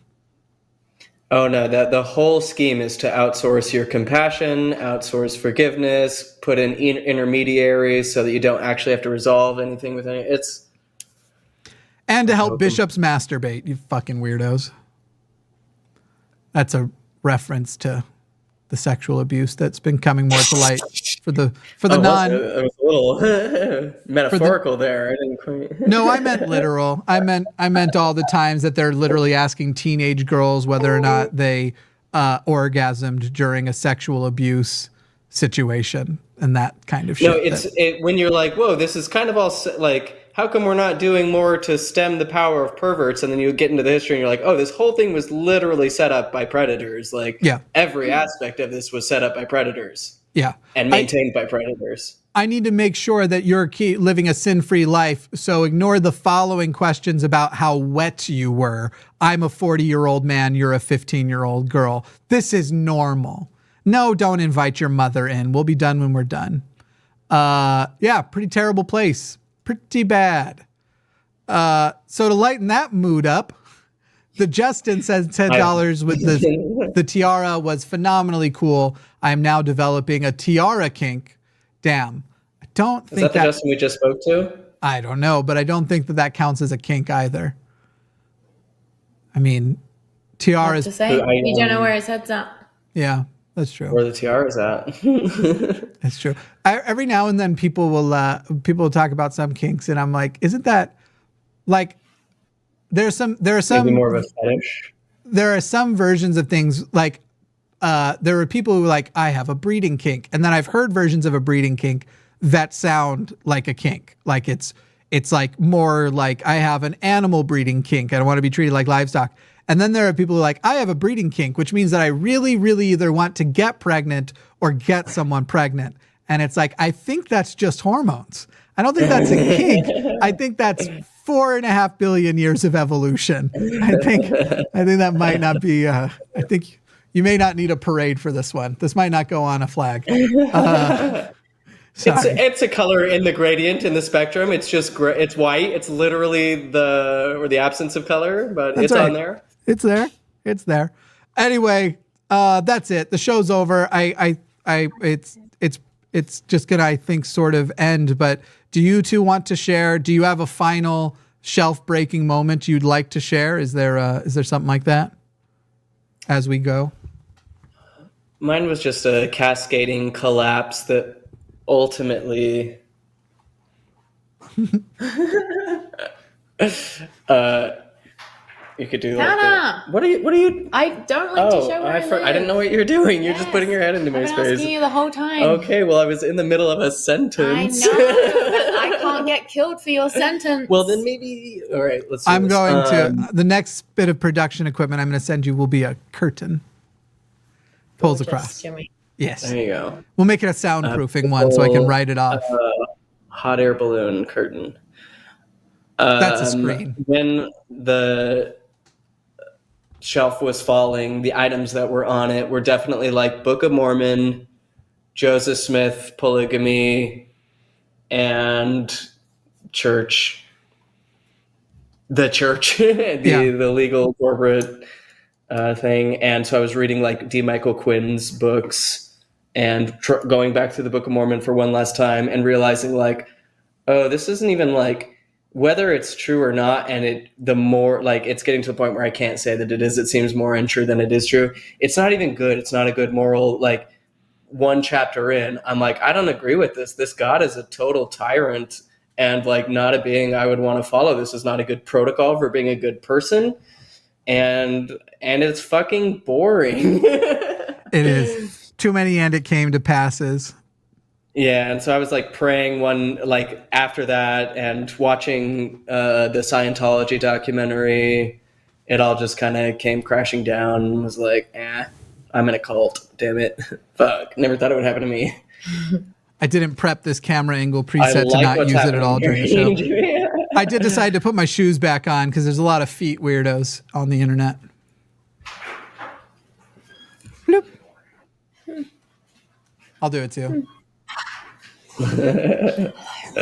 Everybody lean. Sam, what about you? Do you have a final moment? No, not really. I mean, I think just like reading the actual words of the women involved in plural marriage, harder to justify once you read it from the horse's mouth. Yeah. Tanner, some of us are lonely. You don't have to rub that in our faces. Thank you so much, Sam and Tanner, for joining. This was great, and we'll figure out when to do the remaining part and where to do the remaining part later. And I am wearing shorts. They're just kind of short shorts, so maybe you can't. I like the business casual, cord casual. Timothy. I'm gonna do. I'm gonna try and business up top. This is our as we leave pose. Oh, and I don't even have the outro prepped, so we're just gonna fade to the Patreon end card. Bye, everyone. Thank you so much, Samantha and Tanner, for coming. You're two of my favorite people still in the whole wide world. Can't wait to get back together in person again one of these days. Yeah. Everyone, thanks so much for having us on. Thank you, Jimmy. Go check out Zelph on the Shelf on YouTube and Patreon. Bye, everyone.